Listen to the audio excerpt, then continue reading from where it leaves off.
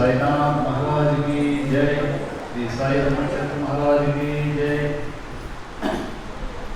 गुरु पौर्णమి వేడుకల్లో భాగంగా మన మందిరం నందు పంచసారస్వతి పరిషత్ వారి వాళ్ళ యొక్క ఆధ్వర్యంలో భాగవత సప్తాహం జరుగుతూ ఉంది. ఈరోజు 4వ రోజు కార్యక్రమం. ఈరోజు మిగతా ముందు 3 రోజులు చిన్న వైభవంగా కార్యక్రమంలో ఉపన్యాసంలో వైభవంగా నిర్వహించారు. ఈరోజు 8వ తారీఖు శ్రీ విద్వాన్ శ్రీ సూరం చంద్రశేఖర్ గారు రిటైర్డ్ లెక్చరర్.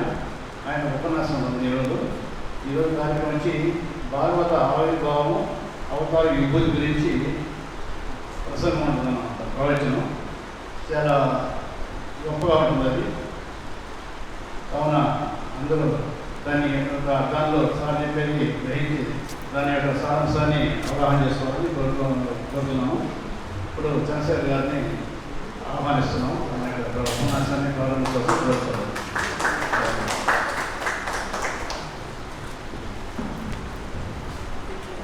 రెండు మాటలు ఆయన గురించి చెప్పండి.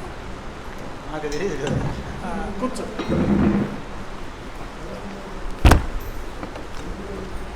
దివ్యాత్మ స్వరూపులారా, మనం జయప్రదంగా సాగించుకుంటూ ఉన్నటువంటి భాగవత సప్తాహ కార్యక్రమంలో ఈరోజు 4వ రోజు శ్రీ సూరం చంద్రశేఖర్ గారు ఉపన్యాసం ఇవ్వడానికి వచ్చి ఉన్నారు. వారిని గురించి విషయాలు చెప్పి నేను ముగిస్తాను. శ్రీ సూరం చంద్రశేఖర్ గారు వారు నెల్లూరు వాస్తవ్యులే. వారు నేను కూడా ఇక్కడ మూలపేటలో విద్వాన్ చదువుకున్నాను. తెలుగు పండితుకో ఇదన్నమాట కోర్సు. విద్వాన్ చదివిన తర్వాత హై స్కూల్లో వారు తెలుగు పండితుగా పనిచేశారు. చాలా కాలం తెలుగు పండితుగా పనిచేసి తర్వాత ఆయన తన విద్యార్హతలను పెంపొందించుకొని అంటే పోస్ట్ గ్రాడ్యుయేషన్ చేసిన తర్వాత వారు జూనియర్ కాలేజ్ లెక్చరర్గా, తర్వాత మళ్ళీ ఇక్కడ డైట్ కాలేజీలో లెక్చరర్గా పనిచేశారు. వారు సుదీర్ఘమైనటువంటి ఉపాధ్యాయ వృత్తిలో చక్కని అనుభవం కలిగినటువంటి వారు, సౌమ్య స్వభావం, చాలా ఆధ్యాత్మిక విషయాల్లో చాలా చక్కగా ఆయన శ్రద్ధ కలిగినటువంటి వారు. వారు చెప్పేటువంటి ప్రవచనాన్ని మనమంతా కూడా శ్రద్ధగా విని మనము ఈనాటి కార్యక్రమాన్ని జయప్రదం చేయవలసిందిగా కోరుతూ ఉన్నాను. వారి ప్రసంగాన్ని ప్రారంభించవలసిందిగా కోరుతూ ఉన్నాను.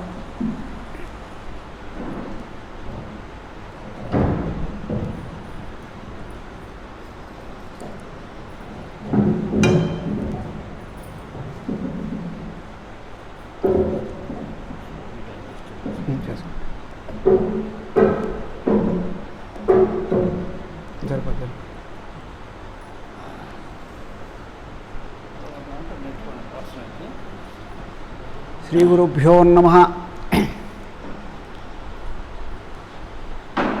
గురు బ్రహ్మ గురు విష్ణు గురుర్దేవో మహేశ్వరః గురు సాక్షాత్ పరబ్రహ్మ తస్మై శ్రీ గురవే నమః. వాగర్ధావివ సంపృక్తౌ వాగర్ధ ప్రతిపత్తయే జగతః పితరౌ వందే పార్వతీ పరమేశ్వరౌ. ఈ దేవాలయంలో వెలిసినటువంటి సిద్ధి సాయినాథునికి నమస్కరిస్తూ ఈనాటి ఈ ప్రవచనానికి ఇచ్చేసినటువంటి మా మిత్రులు, గురుతుల్యులు, సహాధ్యాయులు అందరికీ ప్రణమిల్లుతూ విచ్చేసిన మహిళా తల్లులకు సిద్ధి సాయినాథుని ఆశీస్సులు అందిస్తూ ఈరోజు ప్రవచనాన్ని నేను ప్రారంభిస్తున్నాను. మామూలుగా మనం ప్రవచనాలు ఈ భాగవతంలో అనేక 12 ఉన్నాయి కిందలో. ఈ 12లో సుమారు ఎన్ని కథలు ఉన్నాయో, భక్తుల యొక్క భాగవతుల యొక్క కథలు చాలా ఉన్నాయి 12 స్కందాల్లో. ఇవి అనేక కథలు మనం విని ఉంటాము. మిత్రుడు, గురువు, మా స్నేహితుడు, బంధువు అయినటువంటి మా శ్రీనివాసులు గారి అభిప్రాయం ప్రకారం ఇవి కాకుండా ఏదైనా కొత్తగా చెప్తే బాగుంటుందనే ఉద్దేశంతో మేము భాగవతం అసలు ప్రాదుర్భావం ఎట్టు జరిగింది, భాగవతం రాయాలనేటువంటి సంకల్పం వ్యాసుడికి ఎందుకు కలిగింది, తర్వాత ఈ అవతార విభూతి, అవతారాలు ఏమిటి, మనం మామూలు తీసిన అవతారాలు 10. మత్స్య కూర్మ వరాహస్య నరసింహో వామన రామో రామస్య బుద్ధ కల్కిమేవచ అని 10 అవతారాలు మనం మామూలుగా వ్యవహారంలో ఉన్నాయి. మీకు దశావతారాలు సినిమా కూడా చూస్తుంటారు, దాంట్లో 10 అవతారాలు అంటారు. కానీ భాగవతంలో వ్యాసుడు 21 అవతారాలు చెప్పున్నాడు. ఏకవింశతి అవతారంలో చెప్పున్నాడు. ఏకవింశతి అంటే 21 అవతారాలు ఉన్నాయి. మరలా ఇది కలియుగము. కలియుగాంతంలో కలి అవతారం ఎత్తి దుష్ట శిక్షణ చేసి శిష్ట శిక్షణ చేస్తాడు. అప్పుడు యుగాంతం అయిపోతుంది. అప్పుడు అందరూ కూడా మంచి లక్షణాలు కలిగి సత్పురుషులయ్యి మళ్ళా మనకు మంచి యుగం మంచి కాలం వస్తుందని భావిస్తున్నాం. ఇప్పుడు ఈ ప్రవచనాలు చెప్పడంలో 22 అవతారాలంటే 2 నిమిషాలు 3 నిమిషాలు చెప్పినా 1 గంట పడుతుంది. ప్రాదుర్భావం భాగవతం రాయాలనే సంకల్పం ఎందుకు కలిగింది వ్యాసుడికి అనేది చెప్పాలంటే 10 నిమిషాలు, 1 గంట 10 నిమిషాలు పడుతుంది. అది వీలైనంత తొందరగా ముగిస్తాను. అందుకని మనం పద్యాలు దీంట్లో ప్రతి పద్యము భాగవతంలో ఉండేటటువంటి పద్యాలు అన్నీ ఆణిముత్యాలే. పోతన భాగవతంలో ప్రతి ఒక్కటి. అందుకని కథ వరకే నేను చెప్పి పద్యాలు గిద్యాలు లేకుండా వీలైనంత తొందరగా ముగిస్తాను. ఇప్పుడు 7:15 అయింది. 8:15, 8:30 మధ్యలో ముగిచ్చేస్తాను. మ్యాక్సిమం వీలైనంత తొందరగా చెప్తాను. ఇప్పుడు ఈ వేదవ్యాసుడు అనే మాట మనం నిన్న మొన్న 3 రోజులు జరిగినటువంటి ప్రవచనాల్లో మనం వినున్నాం. ఈయన పరాశరుడు అనేటటువంటి మహర్షికి సత్యవతి అనేటటువంటి వాళ్ళిద్దరికీ పుట్టినటువంటి నారాయణాంశంలో పుట్టినటువంటి వ్యాసుడు. వేదవ్యాసుడు, ఆయన పేరే వేదవ్యాసుడు. అంటే వేదాలను విభజించాడు. తర్వాత 18 పురాణాలు రాశాడు. తత్వజ్ఞాన బోధ చేశాడు. ఇవన్నీ చేసినటువంటి ఆ వేదవ్యాసుడు తర్వాత ఇంకా కూడా ఆయనకి ఏదో అంటే బాల్యము తర్వాత కథలు చెప్పడం లేదు. అంత ఆ కథ అంతా ఎక్కువగా మనకు భారతంలో ఉంది. ఇప్పుడు భాగవతం ఆవిర్భావం వరకే చూస్తాం. మొదటిది ఈయన ఏం చేశాడంటే బాగా అక్కడ ఆశ్రమంలో కూర్చొని భగవంతుని ధ్యానిస్తూ తనలో తానే విచారిస్తూ కూర్చున్నాడు. ఏమంటే నేను ఏంది ఇంత చేశాను, ఉపనిషత్తులు వివరించాను, 18 పురాణాలు చేశాను, వేదములను అందరికీ అర్థం కావాలనే రీతిలో విభజించాను. ఋగ్వేద సామవేద 4 వేదాలు, ఋగ్వేదము, యజుర్వేదము, సామవేదము, అధర్వణ వేదం అని 4 వేదాలకు విభజించి అందరికీ అర్థమయ్యేటట్టు చేశాను. అంతేకాకుండా స్త్రీలు, తర్వాత చదువు రానటువంటి వాళ్ళు, ఇతర కులముల వాళ్ళు అభ్యసించకూడదు అంటారు ఈ వేదాలు ఉపనిషత్తులు ఇటువంటివన్నీ. దానికని అందరికీ అనుకూలంగా ఉండాలనే ఉద్దేశంతో భారతాన్ని రాశాను. ఇన్ని చేసినా కానీ నాకేదో అసంతృప్తి ఉన్నది, ఎందుకని నేను ఈ విధంగా అసంతృప్తికి లోనవుతున్నానని చెప్పి విచారిస్తూ ఉంటాడు. దీనికి కారణం ఏమిటి ఆయనే ఆలోచిస్తాడు. నేను ఎన్నో యజ్ఞయాగాదులు చేశాను, ప్రజలందరూ సుఖ సంతోషాలతో ఉండాలని అందరికీ వీరు చేయగలిగినటువంటి ఉపకారాలను చేశాను. వాళ్ళందరూ జ్ఞానవంతులు కావాలా, విజ్ఞానవంతులు కావాలా, భగవంతుని మీద ఆరాధన కలిగేటటువంటి బుద్ధితో ఉండాలని చెప్పి ఎంతో ప్రయత్నం చేశాను.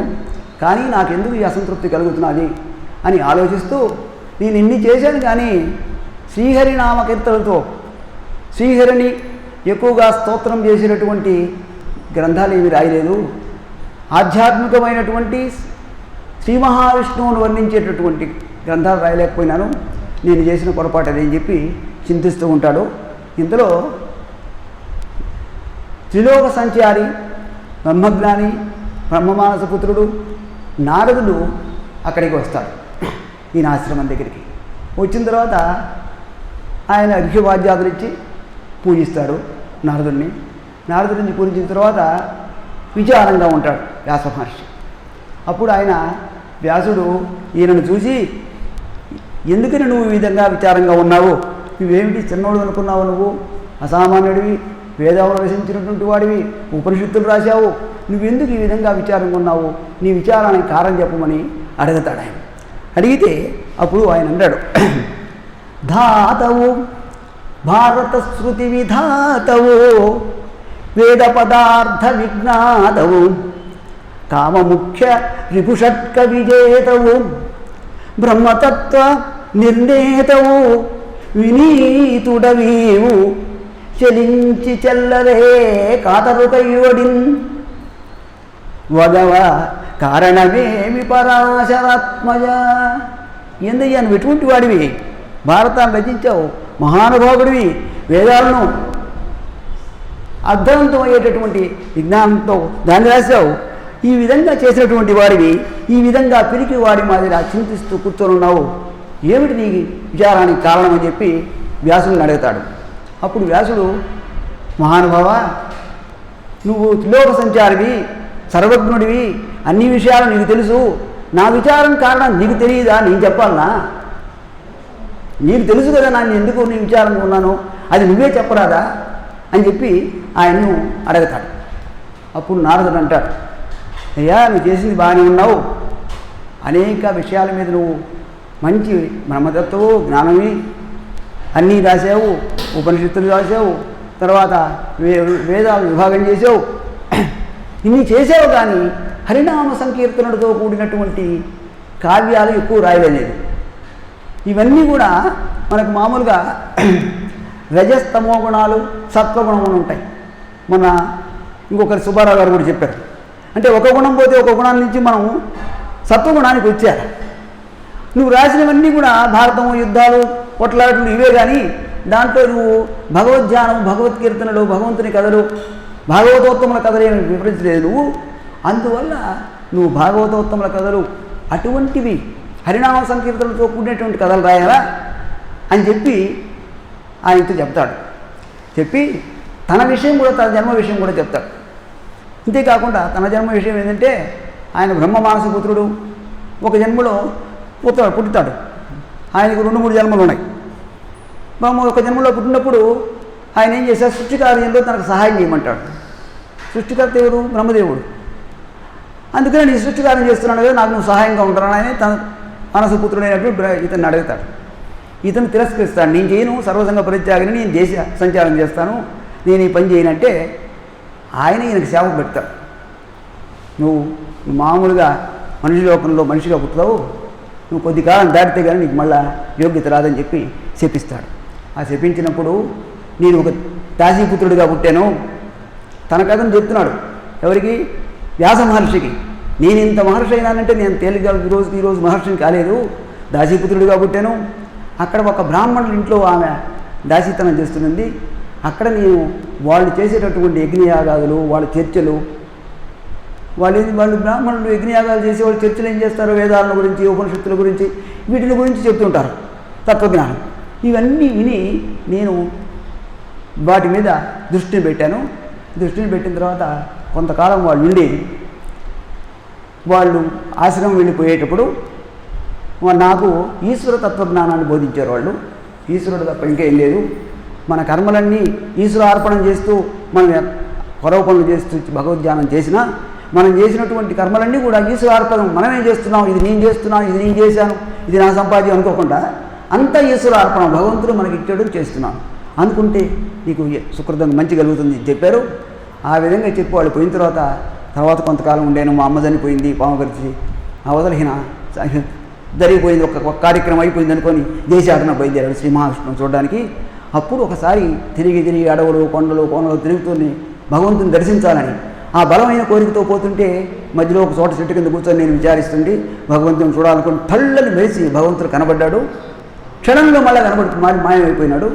మాయమైపోయిన తర్వాత మళ్ళా నేను అనిపిస్తే ఒక ఆకాశవాణి వినిపించింది, అయ్యా ఎంతెంతమంది మహర్షులు ఎన్నో సంవత్సరాలు తపస్సు చేస్తే కానీ భగవంతు సాక్షాత్కారం కలగదు, నువ్వు భగవంతుడు ఇంత దూరం నన్ను ఎత్తుక్కుంటూ వచ్చావు కాబట్టి నా మీద నీ నమ్మకం పోకూడదు అనే ఉద్దేశంతో నేను చక్కని కనపడ్డాను.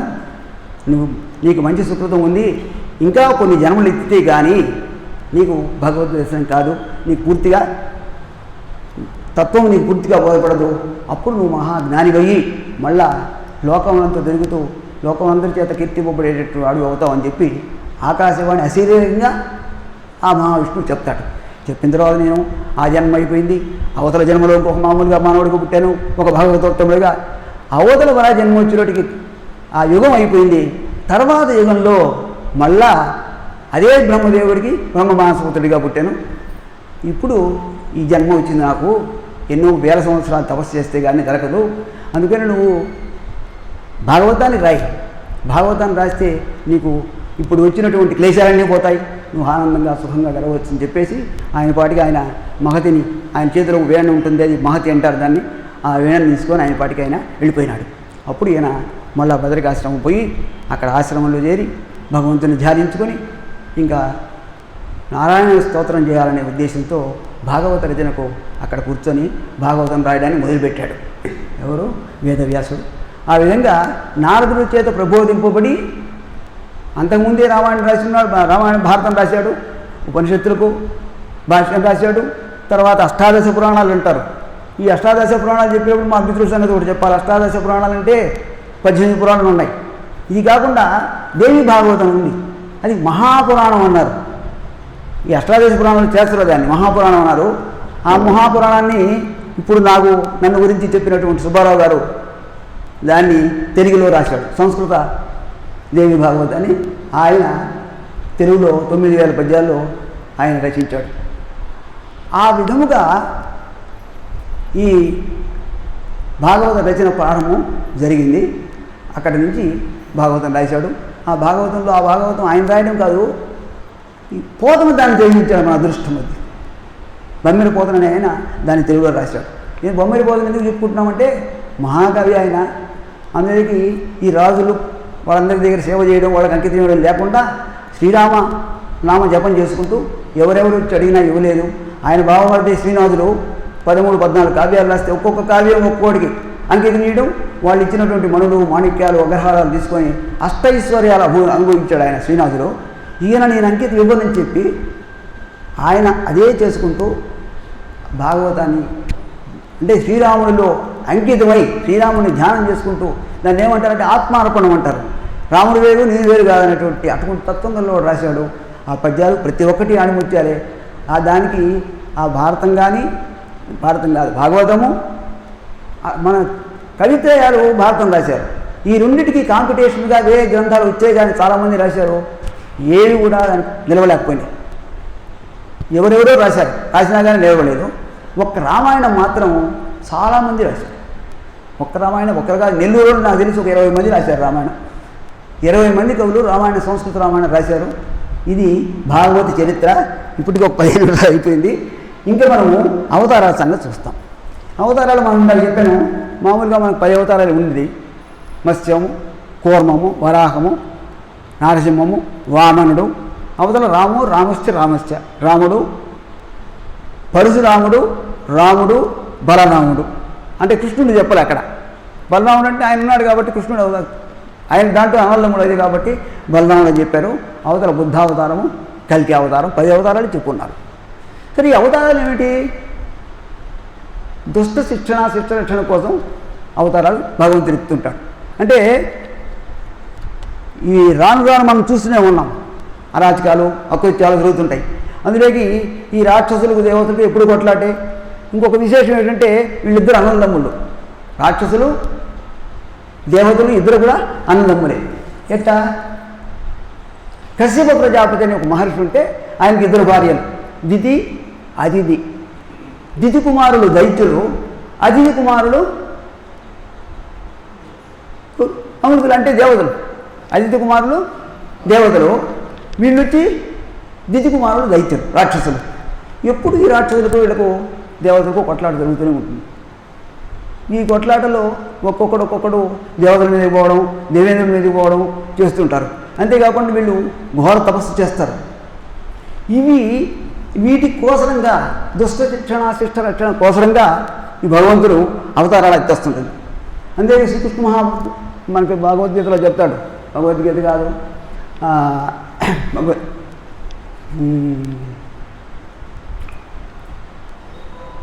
ఆపదాం అపహర్తారం దాతారం సర్వసంపదాం లోకాభిరామం శ్రీరామం భూయో భూయో నమామ్యహం.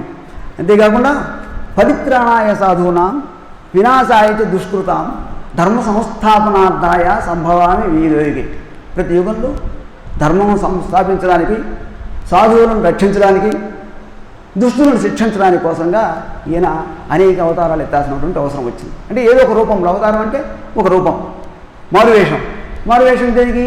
ఎవరిని సంహరించాలో ఏది వాడికి తగినటువంటి వేషంలో ఈయన అవతారం ఎత్తి ఈయన ఆ దుష్ట శిక్షణ చేసి మళ్ళా అవతారం అంతటితో సాధిస్తుంది. ఇక్కడ ఉండే అవతారాలన్నీ 1-2 కార్యాల కోసంగా అవతరించారు వీళ్ళు. అంటే 1-2 పనుల కోసం. రామావతారం, కృష్ణావతారం మాత్రము సంపూర్ణంగా పూర్తిగా వాళ్ళు అనేక కార్యక్రమాలు చేసి కొన్ని సంవత్సరాలు రాజ్య పరిపాలన చేసి వాళ్ళు చివరికి అవతారం చాలించారు. ఇప్పుడు ఈ అవతారంలో మొట్టమొదటి అవతారము మొన్న మనం చెప్పుకుందాం, సనకస నందనాథుడు. వీళ్ళు నలుగురు, సనకుడు, సనందుడు, సనత్సుజాతుడు, సనత్ కుమారుడు. ఈ నలుగురు అన్నదమ్ములు. వీళ్ళు బ్రహ్మమానసపుత్రుడు. వీళ్ళు ఏం చేస్తారంటే బ్రహ్మ కూడా ఈయన నారదుడిని అడిగినట్టే తన సృష్టికి సహకరించమని కోరుతాడు. వీళ్ళు అయ్యా మాకెందుకు, మేము ఏదో సత్వగుణం నిండేవాళ్ళము, భగవద్ధ్యానం చేసుకుంటూ మేము భగవంతుని ఎదుర్కొంటూ పోతాము, మేము ఈ సృష్టికారంలో పాల్గొనమని చెప్పి వాళ్ళు బయటకు వచ్చేస్తారు. అంటే వైరాగ్యంగా గడుపుతాము, మాకు అందుకని దీంట్లో మేము పాల్గొంచలేమంటారు.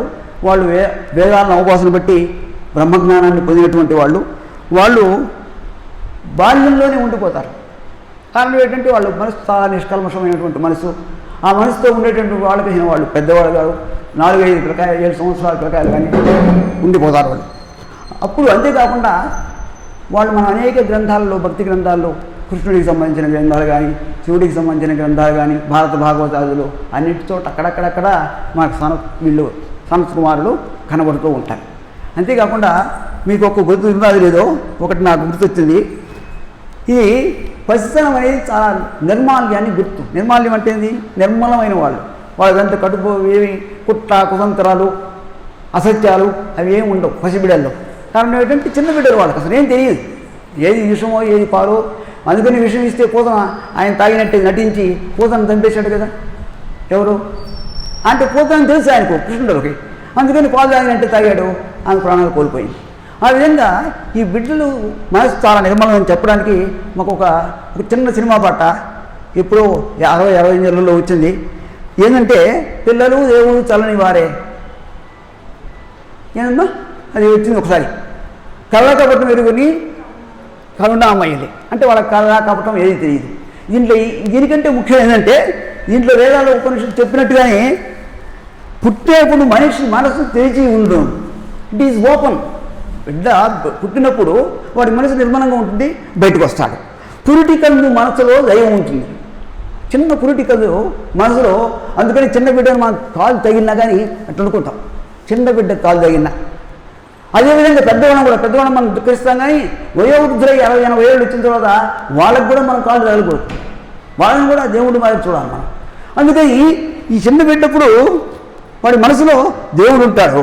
వయసు పెరిగి ఈసు పెరిగి మదము హెచ్చితే, వయసు పెరిగే కొద్దీ వాడికి ఈసు, వసు, ద్వేషము, అరిషడ్డు అన్నీ ఒక్కొక్కటి చేరిపోతాయి. చేరే కొద్దీ వాడు ఏమవుతాడు? మనిషిలోని దైవమే మాయమవుతుంది. వాళ్ళు ఉండే దైవత్వం అనేది పోతుంది. ఎందుకని? వాడికి కల్లా కాబట్టి అన్నీ వచ్చేసాయి, మామూలు మనిషికి వచ్చినట్టు వచ్చేసాయి. అందుకని ఇది దీంట్లో మనం చెప్పింది. ఈ సనత్ కుమారులు అటువంటి వారు, వాళ్ళ చరిత్ర మనకు తర్వాత కూడా ఉన్నాయి. తర్వాత 2వ అవతారం వరాహ అవతారం వచ్చింది మనకు అక్కడ. ఏది 10 అవతారాలు కూడా ఉంది. ఇక్కడ యజ్ఞవరాహం ఏమైందంటే ఈ సనకసనందనాలు ఏమైనారు మనం చెప్పుకున్నాం. మనం విష్ణువుని చూడడానికి పోయినారు వైకుంఠానికి. జై విజయులు అడ్డగించారు. జై విజయులకు శాపం పెట్టారు. ఏమని? మీరు రాక్షసులుగా పుట్టమని చెప్పి. సరే 3 సంవత్సరాలు 3 జన్మల్లోనే మేము తిరిగి వచ్చేస్తామని 3 జన్మలు ఎన్నుకొని వాళ్ళు వచ్చారు. వాళ్ళలో పుట్టినటువంటి హిరణ్యాక్ష, హిరణ్యకశిపుడు. వాళ్ళ మొదటి జన్మ హిరణ్యాక్షుడు, హిరణ్యకశిపుడు. వీళ్ళు ఏంటంటే వీళ్ళు దేవతలతో యుద్ధం చేసి అందరినీ వాళ్ళు ఎప్పుడు దేవతలతో యుద్ధం చేస్తూనే ఉంటారు. తాపసుల మీద పోతుంటారు, ఆశ్రమాల మీద పోతే దండయాత్ర చేస్తుంటారు. వీళ్ళు ఒకసారి దేవతల మీద యుద్ధానికి పోయి అక్కడ భూమిని తీసుకుపోయి సముద్రంలోకి వెళ్ళిపోతాడు. ఎవరు? హిరణ్యాక్షుడు. అప్పుడు యుగాంతం అవుతున్నది, అంటే ద్వాపరయుగం చివరి దశలోకి వచ్చినది. ద్వాపరయుగం అయిపోతే తర్వాత కలియుగం. యుగయుగం అంటే కొన్ని వేల సంవత్సరాలు ఉంటుంది, వేలు కాదు లక్ష సంవత్సరాలు ఉంటుంది. కలియుగం మనం ప్రథమ పాదంలో ఉన్నాం. కలియుగే ప్రథమ పాదే అంటాం. మనకి ఎటువంటి అరాచకాలు ఎన్ని చూడాలి మనం. అంటే మనమే ఉంటామా, మళ్ళీ పుట్టామా, మళ్ళీ పెరుగుతుంటాం. మనకు జన్మ రాహిత్యం అనేది లేదు. కారణం ఏంటంటే పునరపి జననం పునరపి పుననం, చనిపోవడం మళ్ళీ పుడుతుంటాం. అందుకని ఈ హిరణ్యాక్షుడు భూమిలోకి వెళ్ళిపోతాడు. అప్పుడు దేవతలందరూ శ్రీ మహావిష్ణువు ప్రార్థిస్తారు. ఏమంటే ఏందయ్యా, భూమి లేకపోతే మనం పునఃసృష్టి చేయాలి కదా. సృష్టి చేయాలంటే చెట్టు పుట్ట కొండ అన్నీ ఉండేది ఎక్కడ? భూమి మీదని. భూమి పాదాలలో సముద్రం లేకపోతే ఎట్ట? అందుకని ఆ భూమిని కాపాడమని చెప్పి ప్రార్థిస్తే ఆయన యజ్ఞ వరాహంగా చిన్న రూపంలో పుట్టుతాడు. వరాహం అంటే పంది. ఆ రూపంలో పుట్టి ఈయన ఏం చేస్తాడంటే పెద్దవాడైపోతుంటాడు. ఇంకా పెద్దదయ్యి, ఏనుగంతయ్యి, ఏనుగు కంటే ఇంకా పెద్దదయ్యి లోపలికి పోయి హిరణ్యాక్షుడు అనే వాడిని చంపేసి తెల్లని కోరలతో ఆ భూమిని పైకి తీసుకొచ్చి పైన నిలబెడతాడు. మళ్ళీ భూమిని దేనికోసం? భూమి ఎందుకమ్మా, భూమి లేకపోతే ఏమవుతుంది? ఇప్పుడే చెప్పే సృష్టికి అది కొనసాగించాలి కదా. సృష్టి కావాలంటే ఇవన్నీ మనుషులు ఉన్నాం, మనం ఎక్కడ ఉన్నాం, భూమి ఉన్నాం, చెట్లు ఉన్నాయి, పశువులు ఉన్నాయి, అన్నిటికీ భూమి కావాలా. అందుకని భూమిని తీసుకొచ్చాడు. ఆ యజ్ఞవరాహం రూపంలో భూమిని కాపాడడానికి కోసం కానీ శ్రీ మహావిష్ణువు 2వ అవతారంలో అవతరించాడు. 3వది నారదుడు. నారదుడు కూడా ఒక అవతార పురుషుడే. మనకి అక్కడ చెప్పలేదు, ఇక్కడ చెప్తున్నాడు. నారదుడు ఎవరు అంటున్నాడు? ఇందాక అనుకున్నాము, బ్రహ్మ మానసపుత్రుడు, శ్లోక సంచారి, మహాజ్ఞాని, బ్రహ్మజ్ఞాని. అటువంటి నారదుడు ఇది అది కూడా చెప్పాను. వాళ్ళ తండ్రిని సృష్టికి సహకరించమని కోరితే బ్రహ్మదేవుడు ఈ సహకరించినందువల్ల ఈయనేమవుతుంది, తిరిగి దాసీపుత్రుడిగా పుట్టాడు. శపించబడి, తండ్రి చేతనే శపింపబడి దాసీపుత్రుడిగా పుట్టాడు. దాసీపుత్రుడిగా పుట్టడం, ఋషులకు వాళ్ళందరికీ యజ్ఞయాగాలు చేసేటటువంటి వాళ్ళకి సహకరించి వాళ్ళకి సేవ చేస్తూ వాళ్ళ దగ్గర కలుపుతూ వాళ్ళ దగ్గర ఆ జ్ఞానాన్ని పొందడం. వాళ్ళు తర్వాత పోయేటప్పుడు ఈయనకు మళ్ళా ఈశ్వర జ్ఞానాన్ని ప్రసాదించిన తర్వాత వాళ్ళ తల్లిని చూసుకుంటుంటాడు. కానీ తల్లి ప్రేమ ఇవన్నీ వదిలేస్తాయి. ఈశ్వర జ్ఞానం కలిగింది, ఇవన్నీ మిథ్య. ఇది సంసారము, బంధుత్వాలు, తల్లి బిడ్డ అందరూ ఎవరికెవరు అనేటటువంటి జ్ఞానం కలిగి తటస్థంగా ఉంటాడు. తర్వాత కొంతకాలం తల్లి చనిపోతుంది, ఆమె చేయాల్సిన పనులు చేసేసి ఈయన లోక సంచారం చేస్తూ పోతాడు. శ్రీ మహావిష్ణువు ఎదుర్కొంటూ. ఆ విషయం ఇందాక మనం చెప్పుకున్నాం. శ్రీ మహావిష్ణువు దర్శనం ఇచ్చాడు. తర్వాత నువ్వు చేయాల్సిన కార్యక్రమాలు చెప్పాడు. అవతల ఆ విధంగా అనేక సంవత్సరాలు ఆయన తిరుగుతూ మరుజన్మలు ఎత్తి తర్వాత లాస్ట్కు ఆ కల్పం అయిపోయిన తర్వాత మరుకల్పంలో బ్రహ్మ మానసపుత్రుడిగా ఆయన పుట్టి నారద మహర్షి అయినాడు. త్రిలోక సంచారి, లోకందరి చేత కీర్తింపబడ్డాడు. ఇది నారద అవతారం. 3వది. తర్వాత నరనారాయణుడు అని ఒక అవతారం ఉంది, 4వ అవతారం. నరుడు, నారాయణుడు ఇద్దరు. వాళ్ళు ఏంటంటే బ్రహ్మ కుమారుడు ఒక ఆయన ఉన్నట్ట. ఆయనకి పేరు ధర్ముడు. ఆయన కాకుండా దక్ష ప్రజాపతి కూతురు, ఆమె పేరు మూర్తి అట. మనం మూర్తి అంటే మామూలుగా మగవాళ్ళు అనుకుంటాం, ఆమె పేరు మూర్తి. దక్ష ప్రజాపతి కూతురు ధర్ముడు, బ్రహ్మకుమారుడు ధర్ముడు, దక్ష ప్రజాపతి కూతురు మూర్తి. వీళ్ళిద్దరికి కలిగినటువంటి సంతానంలో వీళ్ళిద్దరే కాదు, ఇంకా చాలామంది సంతానం ఉన్నారు వాళ్ళకు. వాళ్ళ సంతానంలో నరనారాయణుడు వీళ్ళు మహర్షులకు అటువంటి వాళ్ళు పుట్టిన వాళ్ళందరూ కూడా తొందరగా వాళ్ళు ఏంటంటే ఈ సంసార బంధాలను ఎదుర్కోకుండా బ్రహ్మజ్ఞానాన్ని పొందాలని చెప్పి భగవంతుని ఎత్తుకుంటూ అడవులకు వెళ్ళిపోయి ఎక్కడ ఆశ్రమాల్లో చేరిపోయి తపస్సు చేస్తూ గడిపేస్తారు. అదేవిధంగా వీళ్ళు కూడా తపస్సుకి వెళ్ళిపోయి తపస్సు చేసుకుంటుంటారు. పూర్వమైన మంచి తపస్సు చేయాలంటే కొన్ని వందల సంవత్సరాలు చేసేవాళ్ళు అప్పుడు తపస్సు. రావణాసురుడు విజయని చెప్పి మేము వింటుంటాం మనం. ఆ విధంగా తపస్సు చేసుకుంటుంటారు. తపస్సు చేసుకుంటుంటే ఇంద్రుడు మేనక, రంభ ఇటువంటి వాళ్ళందరినీ పంపిస్తాడు. ఆయనకి ఏదో అదొక జబ్బు. ఏమంటే జబ్బు ఏం కాదు, వీళ్ళు తపస్సు చేశారంటే వీళ్ళకు ఏదో దేవుడు కనపడతాడు. బ్రహ్మం ఈశ్వరుడు కనపడతాడు. ఈశ్వరుడు కనపడం కానీ వాళ్ళకి ఏంటంటే బోడాబాయిలు, బ్రహ్మదేవుడి బోడాబాయి, ఈశ్వరుడు బోడాబాయి. వాళ్ళు ఏం కోరుతారు? వరము, నాకు దేవలోకం కావాలా, దేవేంద్రుడిని కావాలి. దేవేంద్రుడి ఈజ్ ఆల్సో అపాయింట్, దాన్ని ఏమంటారు, నామినేటెడ్ పోస్ట్. మనకు నామినేటెడ్ రాష్ట్రపతి, నామినేట్ కానీ ఓట్లు ఇస్తున్నాం అనుకో, అంటే దేవేంద్ర పదవి పర్మనెంట్గా ఒకడు ఉండడు. ఎవరన్నా ఒక రాక్షసులు కోరాడు అనుకో, వీడిని వాళ్ళని దించేసి నేను కూర్చోబెడతారు. నా పోస్ట్కి ఎక్కడ అడ్డం వస్తారని చెప్పి వాళ్ళు ఆయన ఏం చేశారంటే ఇంద్రుడు రంభ, మేనక, తిలోత్తమ ఇలాంటి వాళ్ళందరినీ పంపించి మీ ఆటపాటలతో ఆయన్ని బుట్టలో వేసేసి ఆయన తపస్సును భంగం చేసేస్తే ఆయన ధైర్యంగా ప్రశాంతంగా అనుకుంటాడు దేవేంద్రుడు అని వచ్చారు. వీళ్ళు ఆటపాటలకు ఏం లొగ్గలే వీళ్ళు బ్రహ్మజ్ఞానులు కదా. వాళ్ళు ఏం చేశారు, తొడ మీద గీత గీసి వాళ్ళందరికంటే అప్సరస స్త్రీని ఒకటి సృష్టించారు. అంతకంటే అప్సరస స్త్రీని సృష్టించి ఈయన ఆమెను పంపించేశారు. వాళ్ళతో కూడా దేవేంద్రుడిని కానుకగా పంపిస్తున్నామని చెప్పు ఆయన పంపించిన రంభకు మేనక్కు మేము తల ఒకదాం అనుకున్నారు ఆయన అని చెప్పి తిరిగి పంపించారు. ఊరువుల్లో అంటే తొడలోంచి పుట్టింది కాబట్టి ఆమెకు ఊర్వశ అనే పేరు కూడా వచ్చింది. ఇది ఈ విధంగా ఉంటే ఒకడు సహస్ర కవచుడని ఒక రాక్షసుడు ఉంటాడు. సహస్ర కవచుడని వాడు రాక్షసులు అంటే మంచి రాక్షసులు ఉంటారంటే ఒక ఎవరో విభీషణుడు ఎవరో ఒకరిద్దరు పేరు చెప్పుకొస్తుంది మన రాక్షసుల్లో. అందరూ సామాన్యంగా రజో తమో గుణాలు వాళ్ళే ఉంటారు. కుంభకర్ణుడు అంటే తమో గుణం, ఎప్పుడు నిద్రపోతుంటాడు. అదేవిధంగా వాళ్ళందరూ ఊళ్ళో మీద పడడం, దోపిడీలు చేయడం, దొంగతనాలు చేయడం, ముని ఆశ్రమాలు ధ్వంసం చేయడం, లేకపోతే దేవతల మీద యుద్ధానికి పోవడం చేస్తుంటారు. ఈ సహస్ర కవచుడు అనేవాడు చేసి తనకు సావే ఉండకూడదని చెప్పుకొని ఈశ్వరుని గురించి అనేక సంవత్సరాలు తపస్సు చేస్తాడు. తపస్సు చేస్తే ఈశ్వరుడు ప్రత్యక్షం అవుతాడు. ప్రత్యక్షమై నీకేం కావాలి కోరుకోమంటే, నాకేం వద్దయా, మరణం ఉండకూడదు, నాకు నేను బతికే ఉండాలి, ఈ రాజ్యాలంతా నేనే పరిపాలించాలి, వేరే రాజులు ఉండకూడదు, ఈ రాజ్యం అంతా నాదే కావాలా, నాకు సాగు రాకూడదు అని చెప్పి ఈశ్వరుని ప్రార్థిస్తాడు. ఆయన విచిత్రంగా ఉందని కోరిక. కారణం ఏంటంటే ఇప్పటికి ఎవరు కోరలేదు. జాతస్య ధ్రువముక్తి అని భగవద్గీతలో చెప్పున్నాడు.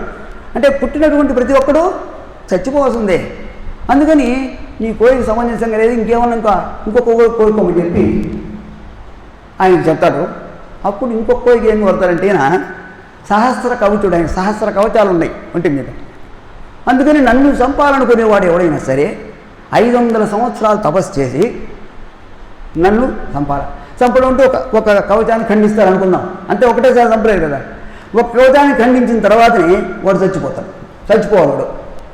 వాడు అడిగాడు అన్నమాట, ఎవడైనా నువ్వు చంపాలంటే 500 సంవత్సరాలు తపస్సు చేయాలా, చేసిన తర్వాత చూసి నన్ను చంపాడు అనుకో, ఒక కవచాన్ని ఖండించిన వెంటనే ఏమవుతాడు, వాడు చచ్చిపోవాలా.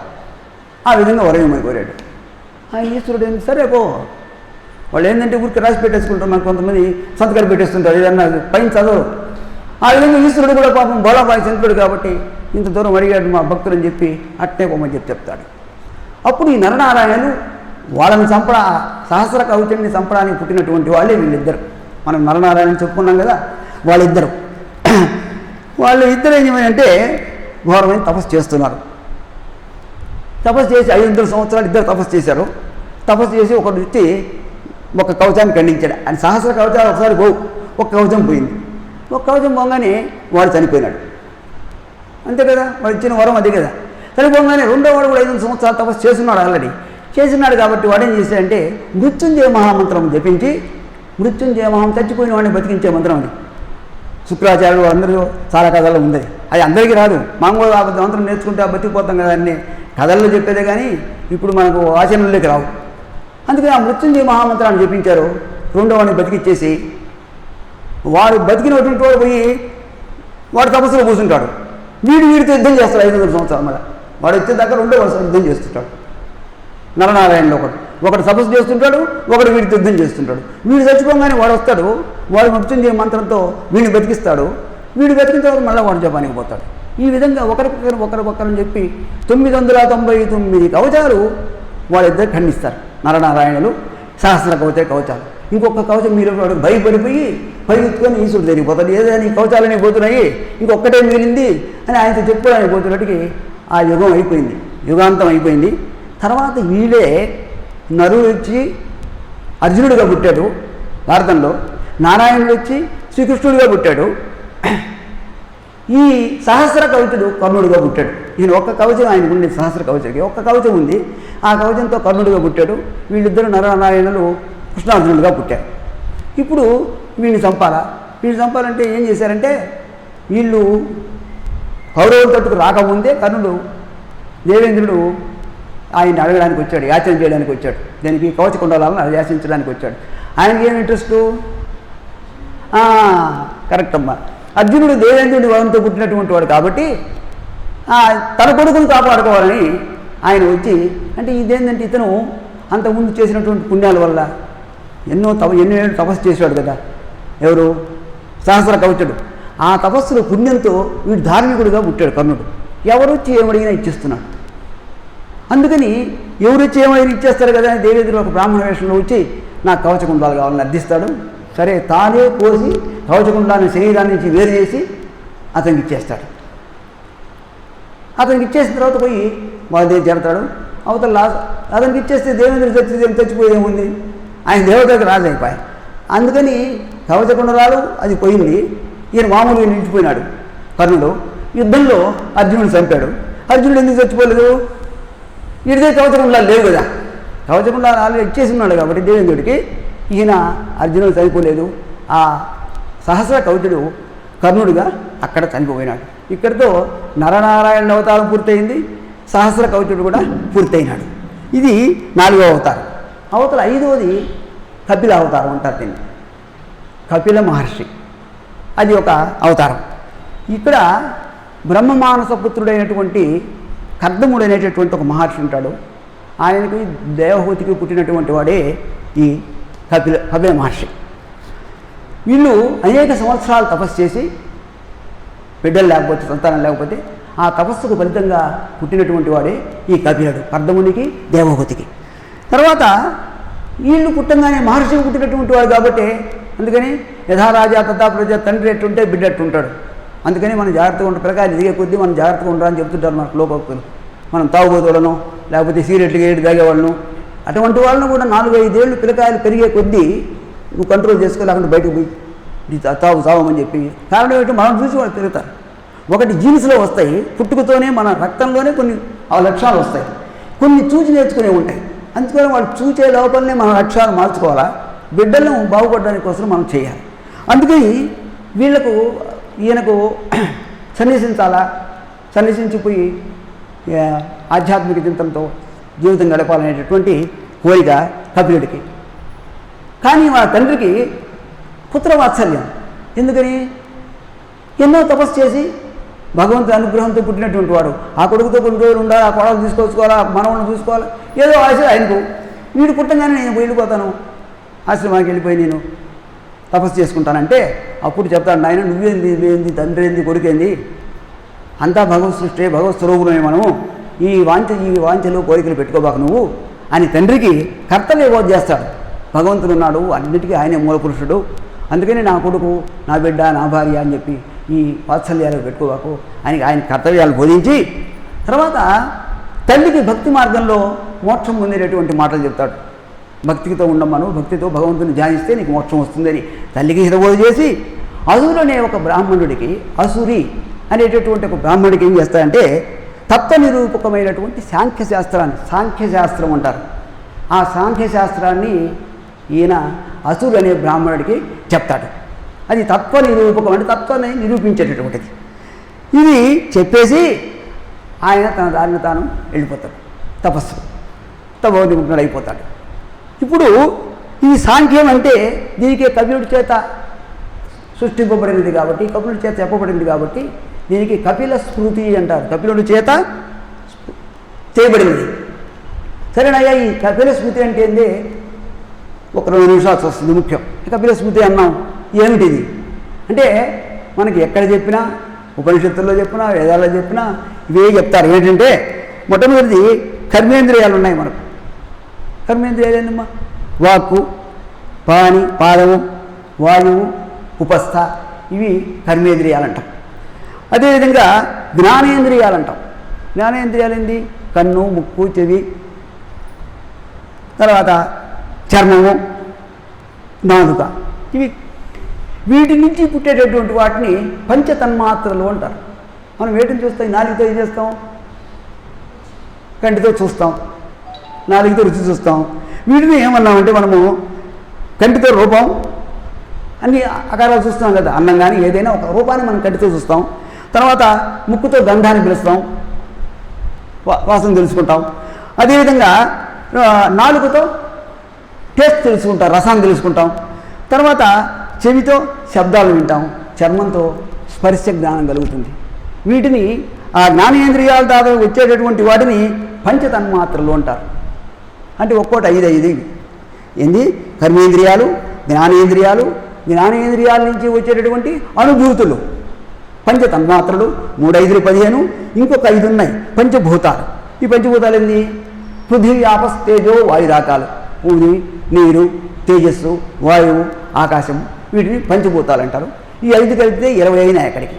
ఈ 20 కాకుండా మనసు, బుద్ధి, ప్రకృతి, అహంకారము, ఈ 4టిని కలుపుకుంటే 24 అవుతాయి. ఈ 24ని కలిపిన వాటిని సాంఖ్యం అంటారు. అంటే ఇవి ప్రతి ఒక్కరికి ఉంటాయి, మనసులో మన శరీరంలో ప్రతి బాడీలో ఉంటాయి. వీటి గురించి చెప్పేదే తత్వం. దీంట్లో ఈశ్వరుడు ఉండడు.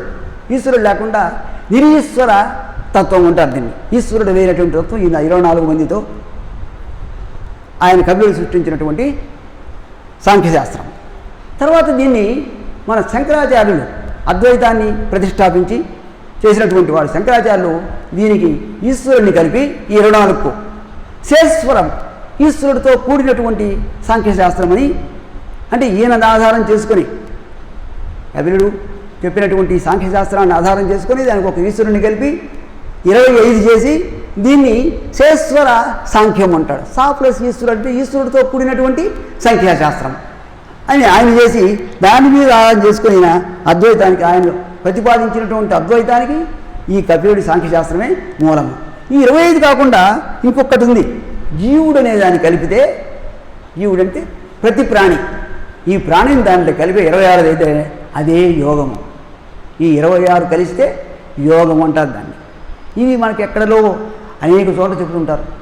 మన ఉపనిషత్తులు కానీ ఎక్కడ చూసినా ఇవి 26 కలిస్తే దీన్ని, అటువంటి దాన్ని ఈయన సృష్టించి కపిలుడు అవతారం అయిపోయింది. ఈ తర్వాత దత్తాత్రేయుడు, మనం ఇక్కడే ఉన్నాం. దత్తాత్రేయుడు ప్రతిరూపమైనటువంటి సాయిబాబా మందిరంలో ఉన్నాం మనం. ఈయన అత్రి మహామునికి అనసూయాదేవికి పుత్రుడిగా జన్మిస్తాడు ఈ దత్తాత్రేయుడు. ఈ దత్తాత్రేయుడు పుట్టిన తర్వాత, ఇప్పుడు పుట్టలేదు మొదటిది, అసలు వీళ్ళ పుట్టుక అది చూస్తాం. అత్రి మహామహర్షి ఆశ్రమంలో లేనప్పుడు ఒకసారి వీళ్ళు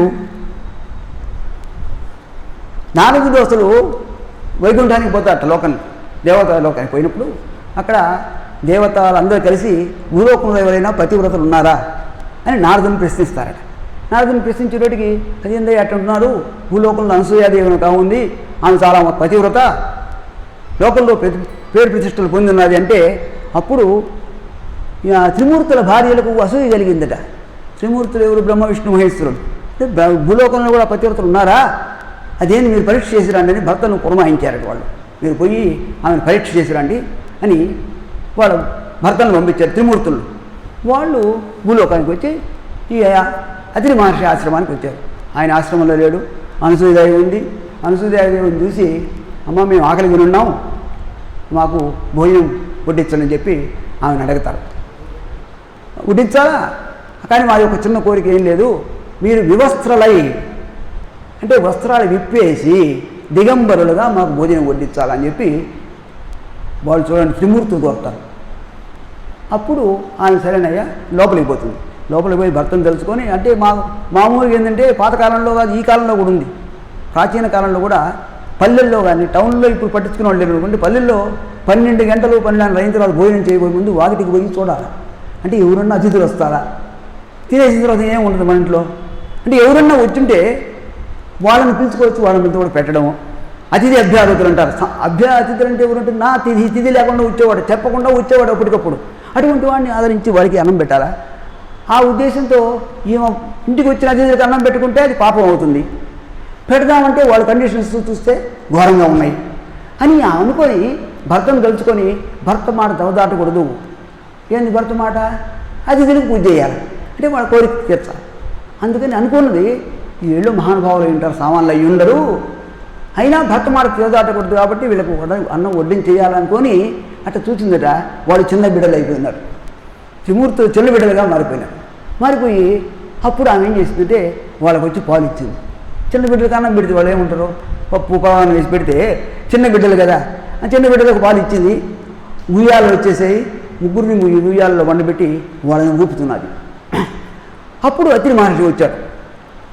అత్రి మహర్షి ఆయన మహర్షికి చెప్పేదేముంది, నారదుడికి ఈయన ఏమని చెప్పాడా?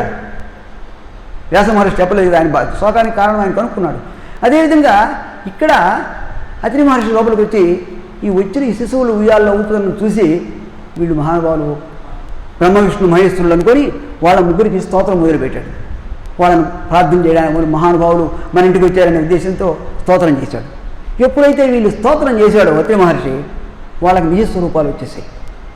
అంటే బ్రహ్మ విష్ణు మహేశ్వరులుగా ప్రత్యక్షమైనారు.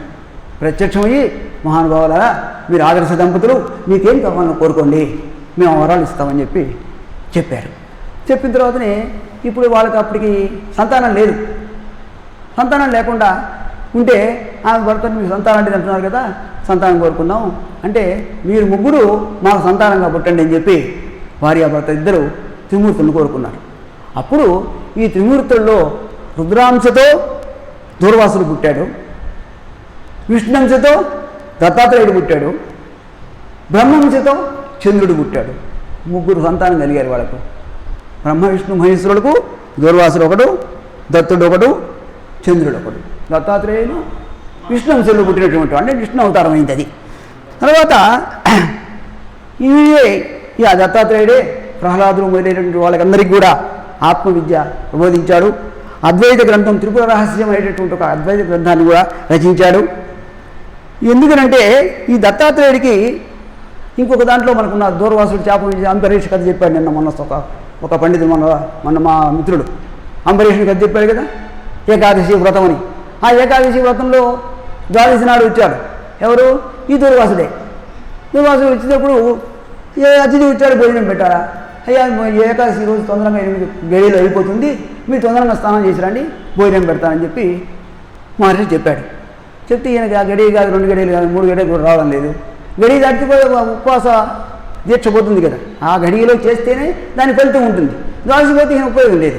అంటే ఉపవాసం ఏకాదశి నాడు, తర్వాత దాని తీసుకునేది ఆహారం ద్వాదశి నాడు.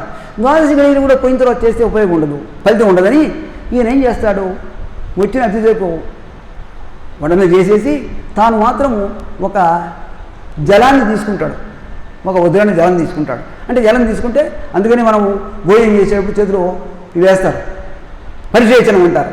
ఆ జలం తీసుకుంటే భోజనం స్వీకరించినట్టు అన్నం నిలబడలే. ఈయన కొంచెం తీసుకుంటే తప్పు కాదు కదా, అన్నం నిలలేదు కదా అనుకొని ఆయన పరిశేషం తీసుకుంటాడు. దూర్వాసుడు తిరిగి వస్తాడు. తిరిగి వచ్చి ఇతను జలం స్వీకరించినటువంటి విషయం కనుక్కొని శాపం పెడతాడు. నువ్వు బహుయోనులలో అంటే అనేక యోనులలో పుడతావు నువ్వు అని చెప్పి శాపం పెడతాడు. ఆ శాప ఫలితంగా ఈయన విష్ణువు ఎన్ని అవతారాలు ఎత్తాడు. ఇక్కడ ఈ దత్తాత్రేయులు కూడా అనేక అవతారాలు ఎత్తి మనం ఒక్కొక్క చోట ఒక్కొక్క దాకా ప్రసిద్ధి అయినట్టు, తర్వాత ఆ దత్తాత్రేయుడు మరి అవతారంలో మనకి ప్రస్తుతం సాయిబాబాగా అవతరించినట్టు మీ సాయి చరిత్రలో కూడా వాటిల్లో ఉన్నాయి. అది దత్తాత్రేయుడిది. తర్వాత అవతల యజ్ఞుడు అనేవాడు. యజ్ఞో వై విష్ణు, యజ్ఞుడు అంటే శ్రీ మహావిష్ణువే. శ్రీ మహావిష్ణువే యజ్ఞుడు అనేటటువంటి పేరుతో ఒక అవతారం ఎత్తుతాడు. ఈయన స్వయంభూ మనువు అనే ఒక మనువు ఉంటాడు, స్వయంభూ అనేవాడు. ఆయన కుమార్తె ఆకూతి అనేవానికి రుచి ప్రజాపతి కూతురి సంతానానికి వాళ్ళిద్దరికీ ఆయన పుడతాడు. తర్వాత ఈయన యమాది దేవతలతో కలిసి స్వయంభవ మన్వంతరం ఒక దాన్ని రక్షిస్తూ ఆ మన్వంతరానికి ఇంద్రుడు అవుతాడు. ఒక్కొక్క మన్వంతరంలో ఒక్కొక్క ఇంద్రుడు ఉంటాడు. తర్వాత అప్పుడు ఇంద్రుడిగా ఉన్నవాడు తర్వాత శ్రీ మహావిష్ణువులుగా అవతరించినట్లు మన కథల్లో ఉన్నాయి. అంతేకాకుండా వేదకాలంలో ప్రధాన దేవత అయిన ఇంద్రుడు, వేదకాలంలో ఇంద్రుడిని ప్రధాన దేవత అనేవాళ్ళు, ఇంద్రుడిని దేవతలందరికీ పెద్ద అనేవాళ్ళు. తర్వాత కాలం మారేటోటికి విష్ణువుగా తర్వాత కాలంలో విష్ణువే ప్రధాన దేవతగా పిలవడం కూడా మొదలుపెట్టారు. తర్వాత ఈయన ఇంద్రుడిగా ఉన్నప్పుడు ఎవరు ఈ యజ్ఞుడు జంబుడు అనే రాక్షసుని చంపాడు. అప్పటికి ఆ ఇంద్రుడికి జంభారి అనేటటువంటి పేరు కూడా వచ్చినట్టు మనకి దీని ద్వారా తెలుస్తున్నది. అవతల వృషభుడు అనేటటువంటి వాడు 8వ అవతారం.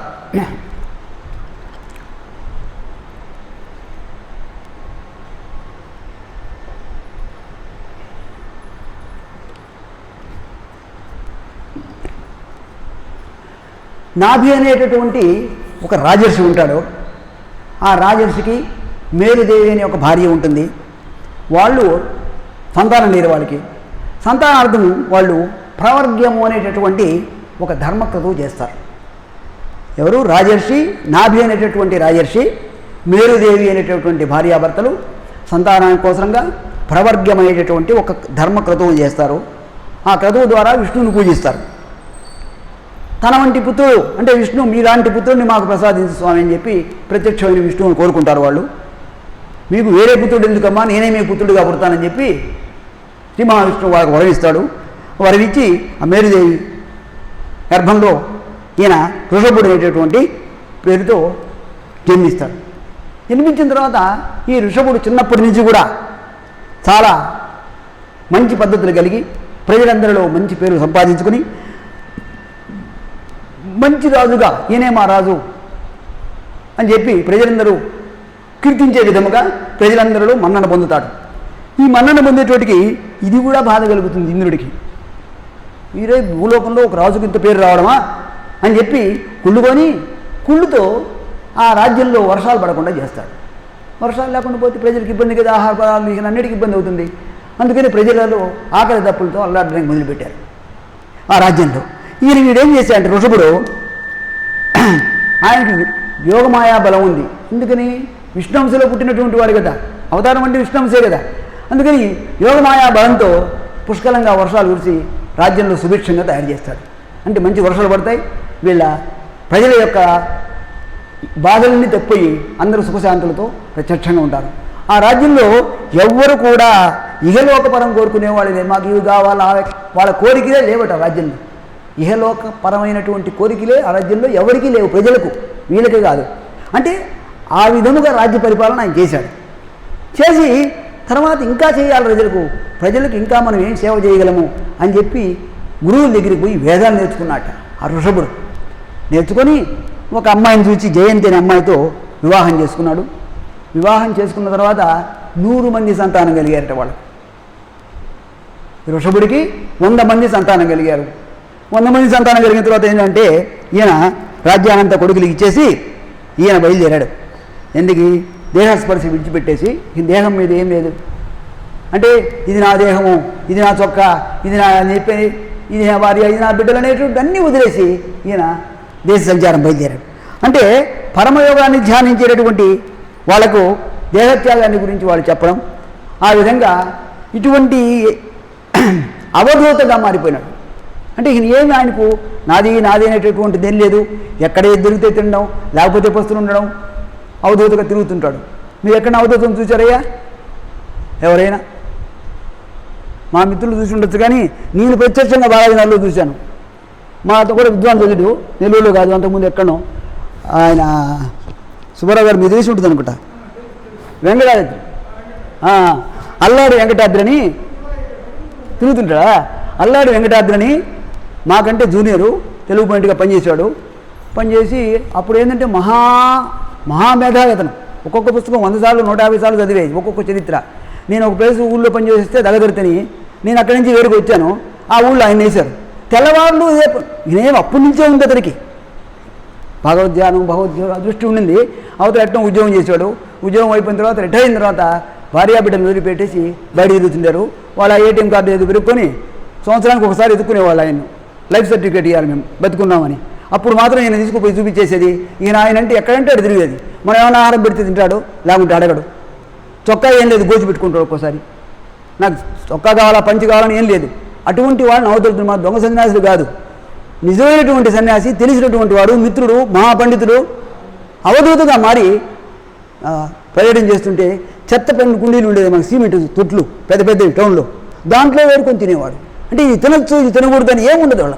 మనం పెట్టింది ఎత్తుకుపోయి దాన్ని కుక్కలకో వాటికి పెట్టేసి 4 అరటిపళ్ళు ఇస్తే ఏమంటే మళ్ళీ ఐడెంటిఫికేషన్ ఉండి పాలు గుర్తించేది. ఏమో బాగున్నావా అని హెచ్చరించుకునేవాడు. మనిషిని గుర్తించేవాడు, కానీ వీటి వేటి మీద అతనికి దృష్టే లేదు. అటువంటి మహానుభావులు అవధూత అంటారు. ఈ ఋషభుడు కూడా అవధూతగా మరి ప్రచారం చేసుకుంటూ కర్మ సంబంధం లేనటువంటి భక్తి మార్గం. అంటే మనం చేసేది కర్మ మంది కాదు, మనం చేసే పని మనంగా చేయడం భగవంతుడు చేస్తున్నాడు. దానికి అందరికీ ఆయన అనుకొని చెప్పి దీంట్లో మనది ఏం లేదని తెలుసుకుంటూ ఉంటే కర్మ సన్యాసి. ఆ విధంగా దేహత్యాగం చేసి ఆయన ఆ విధంగా తిరిగి అదే దేహాన్ని చాలించినట్టు మనకు దీంట్లో తెలుస్తున్నది. తర్వాత 9వది పృథు చక్రవర్తి. ఈయన అయోనిజుడు, తల్లి గర్భంలో నుంచి పుట్టలేదు. అయోనిజుడు అంటే తల్లి గర్భంలో నుంచి పుట్టితే అమ్మగా, ఈయన తల్లి గర్భం లేకుండా ఎట్టు పుట్టాడే అంటే నా విషయం మనకి ఇక్కడ తెలుస్తుంది. ఏమంటే మృత్యుదేవత ఎవరు? యమధర్మరాజు. ఆయనకు ఒక పుత్రికుడు ఉందిరా, ఆమె సునీత అనే పేరు. ఆమె జాతకం ఎవరో పుట్టంగానే చూసి నీకు మూర్ఖుడైన కొడుకు కలుగుతాడు అని చెప్పారట. మూర్ఖుడైన కొడుకు అంటే వాడు చెప్తే ఎండు, వాడు చెప్తే వాడికి సొంతంగా తెలియదు, చెప్తే ఎండు ఇస్తే వేస్తాడని. ఆ రకంగా ఏ మాట చెప్పినా అన్నటువంటి కొడుకు పుడతాడన్నటువంటి ఆమె భయం పుట్టిపోయింది. ఆమెకు రంభ మిత్రురాలట సునీతకు. ఆ రంభను అడిగితే నువ్వు అట్ట కాదు, నువ్వు మంచి విజ్ఞానవంతుడు, ధర్మ ప్రవర్తనుడైనటువంటి ఎవరినన్నా చూసి పెళ్లి చేసుకున్నావంటే వాడికి మంచి కొడుకు పుడతాడు, నీ శాపం పోతుందని చెప్పి ఒక రాజు, అంగరాజు అనే రాజు ఉంటే ఆయన చాలా మంచి పేరులో ఉన్నాడు. ధర్మం మంచి పనులు చేసేవాడు. అటువంటి వాడికి చేసుకున్నాం అంటే ఆయన పెళ్లి చేసుకుంటుంది. అంగరాజు నుంచి పెళ్లి చేసుకుంటుంది. పెళ్లి చేస్తే సరే, పెళ్లి అయిన తర్వాత సంతానం కలుగుతారు. వాడి పేరు వేణుడు. కానీ చెట్టు ఒకటి వేస్తే ఇత్తనం ఒకటి వేస్తే చెట్టు ఒకటి మొలదు కదా. మన యాప చెట్టు వేసి మామిడి చెట్టు మొలమంటే ఏడుపుడు వస్తుంది. ఈయన రాజేమో ఉన్నాడు, రాజేమో మంచివాడే, కానీ క్షేత్రం మంచిది కాదు కదా. ఎవరు? ఆమె ఉంది కదా, సునీతికి ఉన్నది కదా శాపం. అందుకని వీడు పుట్టినటువంటి వాడు ఏమనంటే పరమ దుర్మార్గుడు అయిపోయినాడు, దేవతలంటే భక్తి లేదు, నాస్తికుడు అయిపోయినాడు. అప్పుడు అధర్మ ప్రవర్తనతో సమాజాన్ని అంతా గందరగోళం చేస్తే ఋషులను వాళ్ళ మీద యుద్ధాలు చేయడం, వాళ్ళని నాశనం చేయడం, వాళ్ళ తపస్సును నాశనం చేయడం చేస్తున్నాడు. వాళ్ళందరికీ ఋషులకందరికీ బాధ వేసి ఇంక వీటితో మనం ఏగలేనరా అని వాళ్ళు దేవుళ్ళు వీళ్ళతో మొదలుపెట్టుకోకుండా వాళ్ళే చంపేశారు వాడిని. ఎవరిని? వాళ్ళకి పుట్టినటువంటి కొడుకమ్మా. ఏం చెప్పాము వాడి పేరు? వేణుడు. ఎస్, ఆ వేణుడిని చేతులు నరికేసి చంపేశారు. అప్పుడు అంగరాజు ఇది ఏందయ్యా ఈ పని చేశారు, పుత్రులు లేకపోతే మేము లేక పుత్రులు అంటే మా మీద దయ్యం చేదో ఒకటి చేయమంటే అప్పుడు వీడి చేతులను తీసుకొచ్చి వాటిని మర్దించి చేతులను మర్దన చేస్తే ఆ చేతులలో నుంచి ఆ మర్దనలో నుంచి పుట్టాడట ఎవరు? పృథు చక్రవర్తి ఆయన పుట్టాడు. కానీ ఈ రాజ్యంలో వాడి పాపాలు ఇంకా పోలే. ఎవరిది? వేణుడి పాపాలు. వేణుడు చచ్చిపోయినాడు. తర్వాత పుట్టిందేమో చేతులను వధించి పుట్టినటువంటి వాడు వీడు పృథు చక్రవర్తి. అయినప్పటికీ ఏమైనా అంటే ఆ రాజ్యంలో పాడి పంటలు లేకుండా పోయినాయి, కరువు కాటకాలు వచ్చేసాయి. ఈ విధంగా వచ్చిన తర్వాత అప్పుడు ఈయనకు పృథు చక్రవర్తి కోపం వచ్చిందట. ఏమంటే ఈ రాజ్యంలో భూదేవి ఏం చేస్తున్నది? భూదేవి అందరికీ అన్నం పెట్టాలి కదా, పాడి పంటలు పండించాలా, వానాలు పడాలా, పంటలు పండాలా, పంటలు పండించాల్సిన బాధ్యత భూదేవిది కదా. భూదేవి గమ్మునుంది అని చెప్పి భూమి మీద కోపం వచ్చి పృథు చక్రవర్తికి బాణాలు తీసుకొని భూదేవిని ఎత్తుకుంటూ పోయినట్టు ఎక్కడుంది భూదేవి ఎక్కడుంది అని. అంటే ఆమె మీద బాణాలు సంధించి ఆమె చేత ఈ కార్యక్రమం చేయించాలని, అంటే ఈ కరువు కాటకాలను పోగొట్టాలని చేస్తే అప్పుడు భూదేవి ఈయన మనం కోపెట్టుకుని రాజుకు కోపం వస్తే రాజుకు కానీ ప్రజలకు కానీ ఆగ్రహం వస్తే మంచిది కాదు, భూమికి మంచిది కాదని ఆమె ప్రత్యక్షమై రాజానికి ఎందుకు కోపం వచ్చింది, ఏం కావాలి నీకు అడిగితే ఏమందమ్మా ప్రజలంతా ఆకలి దప్పులు తలాడుతున్నారు, పాడి పంటలు లేవు, అందుకని నాకు కావాలంటే సరేనయ్యా నేను గోమాతను అవుతాను, ఒక దూడను ఒక పాత్రను పాలు పిండుకోవడానికి పాత్రను చూసుకో, ఆ విధంగా నేను ఇచ్చినటువంటి పాలు నీకు దీన్ని తీస్తాయని చెప్పారు. అప్పుడు ఈయన గోమాత పాలు పెట్టుకొని ఉంటే అప్పుడు మను అని ఆయన గోవత్సంగా పుట్టాడు, దూడగా. అప్పుడు ఈ పృథు చక్రవర్తి తన చేతులనే పాల పాత్రగా పిండుకొని దానిలో నుంచి పాడి పంటలు, ఆహార పదార్థాలు, తర్వాత ఔషధులు, వాళ్ళకి ప్రజలకు కావాల్సినటువంటి అన్నీ ఆ భూదేవి నుంచి తీసుకొని వాళ్ళకందరికీ ఇచ్చాడు. కరువు కాటకాలను పోగొట్టాడు రాజ్యంలో. అంతేకాకుండా ఈమె మీద ఆగ్రహించకుండా ఆమెను శాంతించాడు. ఆమెకు పృథివీ అనేటువంటి పేరు కూడా వచ్చింది. ఈ పృథు చక్రవర్తి చేత రక్షించబడి లేకుంటే ఆ బాణాలు వేస్తే ఆయన మహానుభావులకు విష్ణు సంబోధులు కాబట్టి అందుకని ఆయన శాంతించి ఆమె చేత రక్షింపబడింది కాబట్టి ఆమెకు పృథివీ అని పేరు వచ్చింది. ఇంకా మత్స్యావతారంలో సత్యవ్రతుడు అనేవాడు ద్రవిడరాజు ఉంటాడు. ఆయన నీళ్ళే ఆహారంగా తీసుకుంటాడు, విష్ణువు గురించి తపస్సు చేస్తుంటాడు. ఆ తర్వాత ఒకసారి విష్ణు తర్పణం చేస్తూ తర్పణం వదలంటే మనము అర్ఘ్యప్రదానం ఇస్తాం, సూర్యుడికి కూడా పొద్దున్న చేతుల్లో నిండి పోసుకొని ఇస్తాం. ఆ చేతుల్లో నిండి పోసుకొని అర్ఘ్యప్రదానం విష్ణువు చేస్తుంటే ఒక చిన్న చేప పిల్ల పడుతుంది చేతులు. ఇదేంటో చేప పిల్ల పడుతుందని చెప్పి ఎత్తుకోపోయి నీళ్ళు వేస్తాడు. అప్పుడు ఆ చేప పిల్ల అయ్యా నన్ను పడేయబాకు, నీళ్ళలో వేస్తే దాంట్లో పెద్ద పెద్ద చేపలు ఉంటాయి, నన్ను తినేస్తాయి, అందుకని నన్ను రక్షించు మహానుభావ అని చెప్పంటే సరే అని చెప్పి తన దగ్గర ఉండే కమ్మడల్లో వేసుకొని ఆశ్రమాన్ని తీసుకొస్తాడు. ఆశ్రమాన్ని తీసుకొని చిన్నదవుతుంది, పెద్దదవుతుంది, ఇంకా పెద్దదైపోతుంటుంది. ఒక కొండలో వేస్తాడు, కాలువలో వేస్తాడు, తొట్టులో వేస్తాడు, జలాశయంలో వేస్తాడు, నదిలో వేస్తాడు, ఇంకా పెద్దదైపోతున్నది. అప్పుడు ఈయనకు డౌట్ వేస్తుంది. ఇంకా మామూలు చేప అయితే ఒక రోజు 2 రోజులతో తలా చేప అవుతుంది, చేప కాదు ఈయన మహానుభావుడు అని చెప్పి నువ్వెవరు అవతల లాస్ట్ సముద్రంలో అయిపోతాడు. సముద్రంలో అయిపోయేటోటికి అప్పుడు ఆమె విభాగ నాయన నన్ను తినేస్తారు, నువ్వు నిజంగా నీ స్వరూపం చెప్పమంటే, అయ్యా నేను ఈ లోకాన్ని ఉద్ధరించడానికి వచ్చాను, ఇప్పుడు యుగం అయిపోతున్నది, యుగాంతం అవుతున్నది.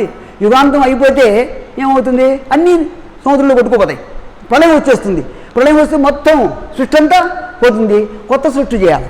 కొత్త సృష్టి చేయాలంటే ఏం చేయాలా, వీటికి ఇత్తనాలు కావాలి, సీడ్స్ కావాలి కదా. సీడ్స్ అంటే అన్నీ కొత్త సృష్టి, చెట్లు, కొట్టలు, ఆహార పదార్థాలు, ఔషధులు ఇవన్నీ కావాలి. అందుకని ఒక సహాయం చేయ, నువ్వు 7 రోజుల లోపల ఈ సృష్టి అంతం అయిపోతున్నది, 7 రోజుల లోపల ఈ పదార్థాలు సంపాదించి పెట్టు, నువ్వు సంపాదించి సిద్ధం చేసే ఉంటే ఒక పడవ వస్తుంది దగ్గరికి, ఆ పడవలో నువ్వు ఎక్కి ఇవన్నీ తీసుకొని, అంటే మరలా సృష్టికి కావాల్సినటువంటి పదార్థాలు, విత్తనాలు కొద్ది కొద్ది తీసుకుంటే వాటిని వేస్తే కదా మనకి వస్తాయి అని చెప్పి, నేను నీకు రక్షణగా ఉంటాను, ఆ ఒక పడవలో ఎక్కేసి, ఆ పడవలో సప్తఋషులు కూడా ఉంటారు. అప్పుడు నువ్వు ఎప్పుడైతే నువ్వు దాంట్లో ఎక్కుతావో, నువ్వు ఒక పామును ఆధారం చేసుకుని దాన్ని పడవకు కట్టేసి నాకు దాన్ని పడవ జాయిన్ చేయి, ఎంతలా తుఫాను వచ్చినా, ఎంత వలయం వచ్చినా, ప్రళయంలో అన్నీ మునిగిపోయినా నీ పడవ మునిగిపోకుండా చేస్తాను. అవతల ఇది అయిపోయిన తర్వాత, ప్రళయం అయిపోయిన తర్వాత నువ్వు మళ్ళీ సృష్టిని కొనసాగించవచ్చు అని చెప్పి, సృష్టి ఆ చివరిలో వచ్చి సృష్టిని కాపాడడానికి వచ్చినటువంటి అవతారమే ఈ మత్స్య అవతారం. తర్వాత కూర్మ అవతారం. మనం ఈ కూర్మ అవతారం ఇవి తేలిగ్గా చెప్పుకొని దేవతారంలో యుద్ధం వస్తుంది. ఈ యుద్ధంలో దేవతల బలం తగ్గిపోతుంది.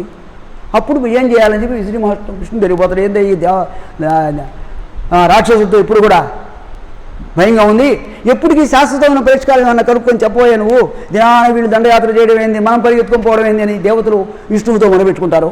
అప్పుడు విష్ణువు ఏం చేస్తాడంటే, సరే మీకు మంచి మార్గం ఉన్నది, అమృతాన్ని పాల సముద్రాన్ని కానీ చిరికారంటే అమృతం పుడుతుంది, మీరు అమృతం తాగారంటే మరణం అనేది లేకుండా ఉంటుంది మీకు. కానీ దీంట్లో మళ్ళీ ఒక కిటుకున్నది, మీరు మిమ్మల్ని నుంచి ఒకరి నుంచి కాదు, అది పాల సముద్రం చిలకాలంటే దానికి ఒక కవం కావాలా, మందర పర్వతాన్ని కవం చేసుకోండి, వాసుకి అనేదాన్ని తాడుగా చేసుకోండి, కవపు తాడుగా. ఇవి చేసుకోవాలంటే మీరు మీ బలం చాలుతూ రాక్షసుల బలం కూడా కావాలా, వాళ్ళతో సహాయం, వాళ్ళతో మంచి చేసుకుని వాళ్ళ సహాయం కోరండి అని చెప్పి సలహా ఇస్తాడు. మీకు నేను కూడా అండగా ఉంటానని చెప్పి చెప్తాడు. వీళ్ళు పోయి వాళ్ళలో రోంత రాక్షసుల్లో రోంత సాత్విక భావం లేని వాళ్ళు బలి చక్రవర్తి ఉంటాడు, వాళ్ళని పోయి అడుగుతాడు. వాళ్ళ రాక్షసుల సమావేశమై మంచి అవకాశం ఉంది, అమృతం పుడితే మనం కూడా తాగుతాం కదా అని చెప్పి వాళ్ళు సరే అంటారు. అందరూ కలిసి పాల సముద్రాన్ని చిలకతారు. పాల సముద్రాన్ని మందర పర్వతాన్ని కవంగా వేసుకొని వాసుకుని తాడుగా తీసుకొని తాడు వేసి మన తిరుగుతుంటారు. ఈ పర్వతం కుంగిపోతుంటుంది, నీళ్ళలో కుంగిపోతుంటుంది. అప్పుడు మళ్ళీ ఏందయ్యా ఇది కుంగిపోతున్నది, అప్పుడు అది పూర్తి కాదు కదా, సముద్రం మదనము పూర్తి కాదు, కొన్ని కవ్వమే కింద పడిపోతే. అందుకని మనం పాల కూరేటప్పుడు ఎక్కడో మూల కడతాం. మీరు మనకి ఇప్పుడు ఇంట్లో చేసేవాళ్ళు లేరు అనుకోండి, ముఖాలు భాగం మా పాత ఇళ్ళలో ఉండే పాలు బాగా కాచేవాళ్ళు ఎర్రంగా కాచి వాటిని కవ్వం వేసి ఒక మూల ఇది పెట్టి కుండ, దాంట్లో కవ్వంతో చిలికేవాళ్ళు, దాంట్లో వెన్న వచ్చేది. ఇప్పుడు కవ్వం చిలకడం కూడా కవ్వం చిలకమని మనం ఎవరైనా కోగలు చెప్పేవాళ్ళు చిన్నపిల్లకాయలకు, అవి కుండలు అవి. ఇప్పుడు మన వాళ్ళు స్టీల్వి అటువంటి ఇస్తే చిలుకుతారు, కానీ కుండలు అయితే ఒక దెబ్బకు ఆ పక్కకు వచ్చిందంటే పోతుంది. అటువంటి ఈ కవ్వం ఏమైందంటే అప్పుడు ఈయన ఒక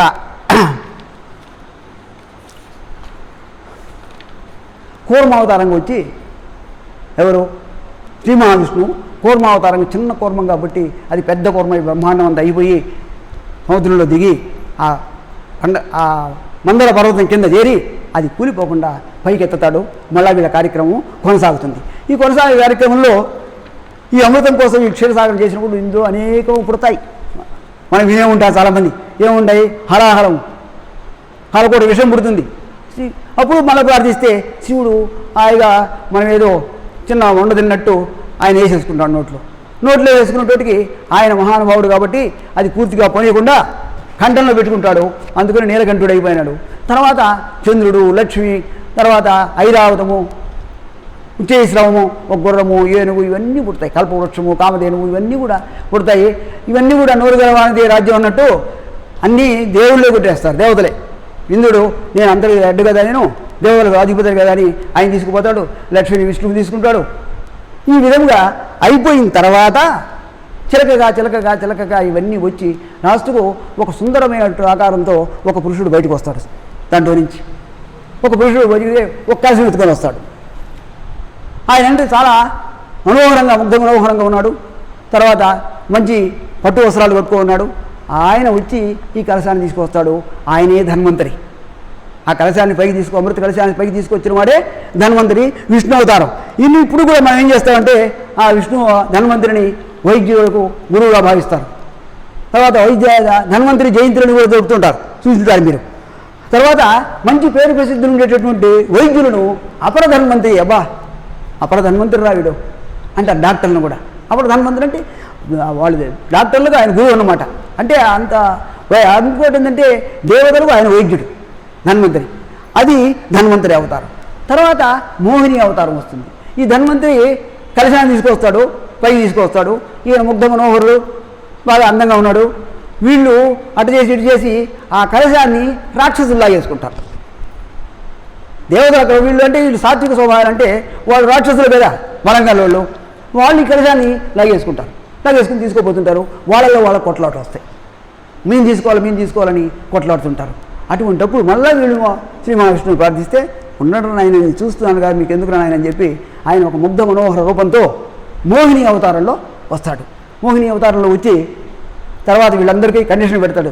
రాక్షసులంతా ఒక పక్కన కూర్చోవాలా, దేవతలంతా మీరు కూర్చోవాలా, మీకు అందరికీ నేను పెడతాను, అందరికీ అమృతం ఇస్తా, మీరేమి ఆందోళన పడబలేదని చెప్పి అందరినీ ఏ లైన్లో, ఒక రాక్షసులు ఒక లైన్లో, దేవతలు ఒక లైన్లో పెట్టి దేవతలకు పంచుకుంటూ వస్తాడు. ముందు అయిపోతున్నా చివరికి రాక్షసులు గెలుస్తున్నా కానీ ఈమె ముగ్ధ మనోహర రూపంలో ఎంత వారాలైనా కాంతదాసులు ఎలా అంటుంటారు, చారాసు రాశాడు. అంటే ఈమె అందం చూస్తూ, ఈమె అందాన్ని చూసుకుంటూ వాళ్ళు అమృతం సంగతి మరిచిపోయినారు.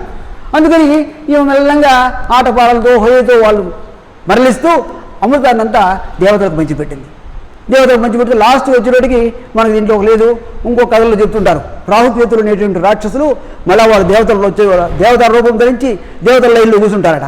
కూర్చుంటే వాళ్ళకు కూడా అంత అమృతం పోసాడని, అమృతం పోయంగానే వీళ్ళు కనిపెట్టి సూర్యుడు చంద్రుడు వాళ్ళ పక్కన కూర్చో ఉన్నారు. వాళ్ళు శ్రీ మహావిష్ణువుకు సన్నిసైజ్ చేస్తారు. ఏంటంటే రాక్షసులు వాళ్ళకి అమృతం పోసేవారు అనేటోటికి అక్కడికి వాళ్ళని ఖండించారని, వాళ్ళ తలల వరకే అమృతం పోయింది, శిరస్సులు ఉన్నాయి.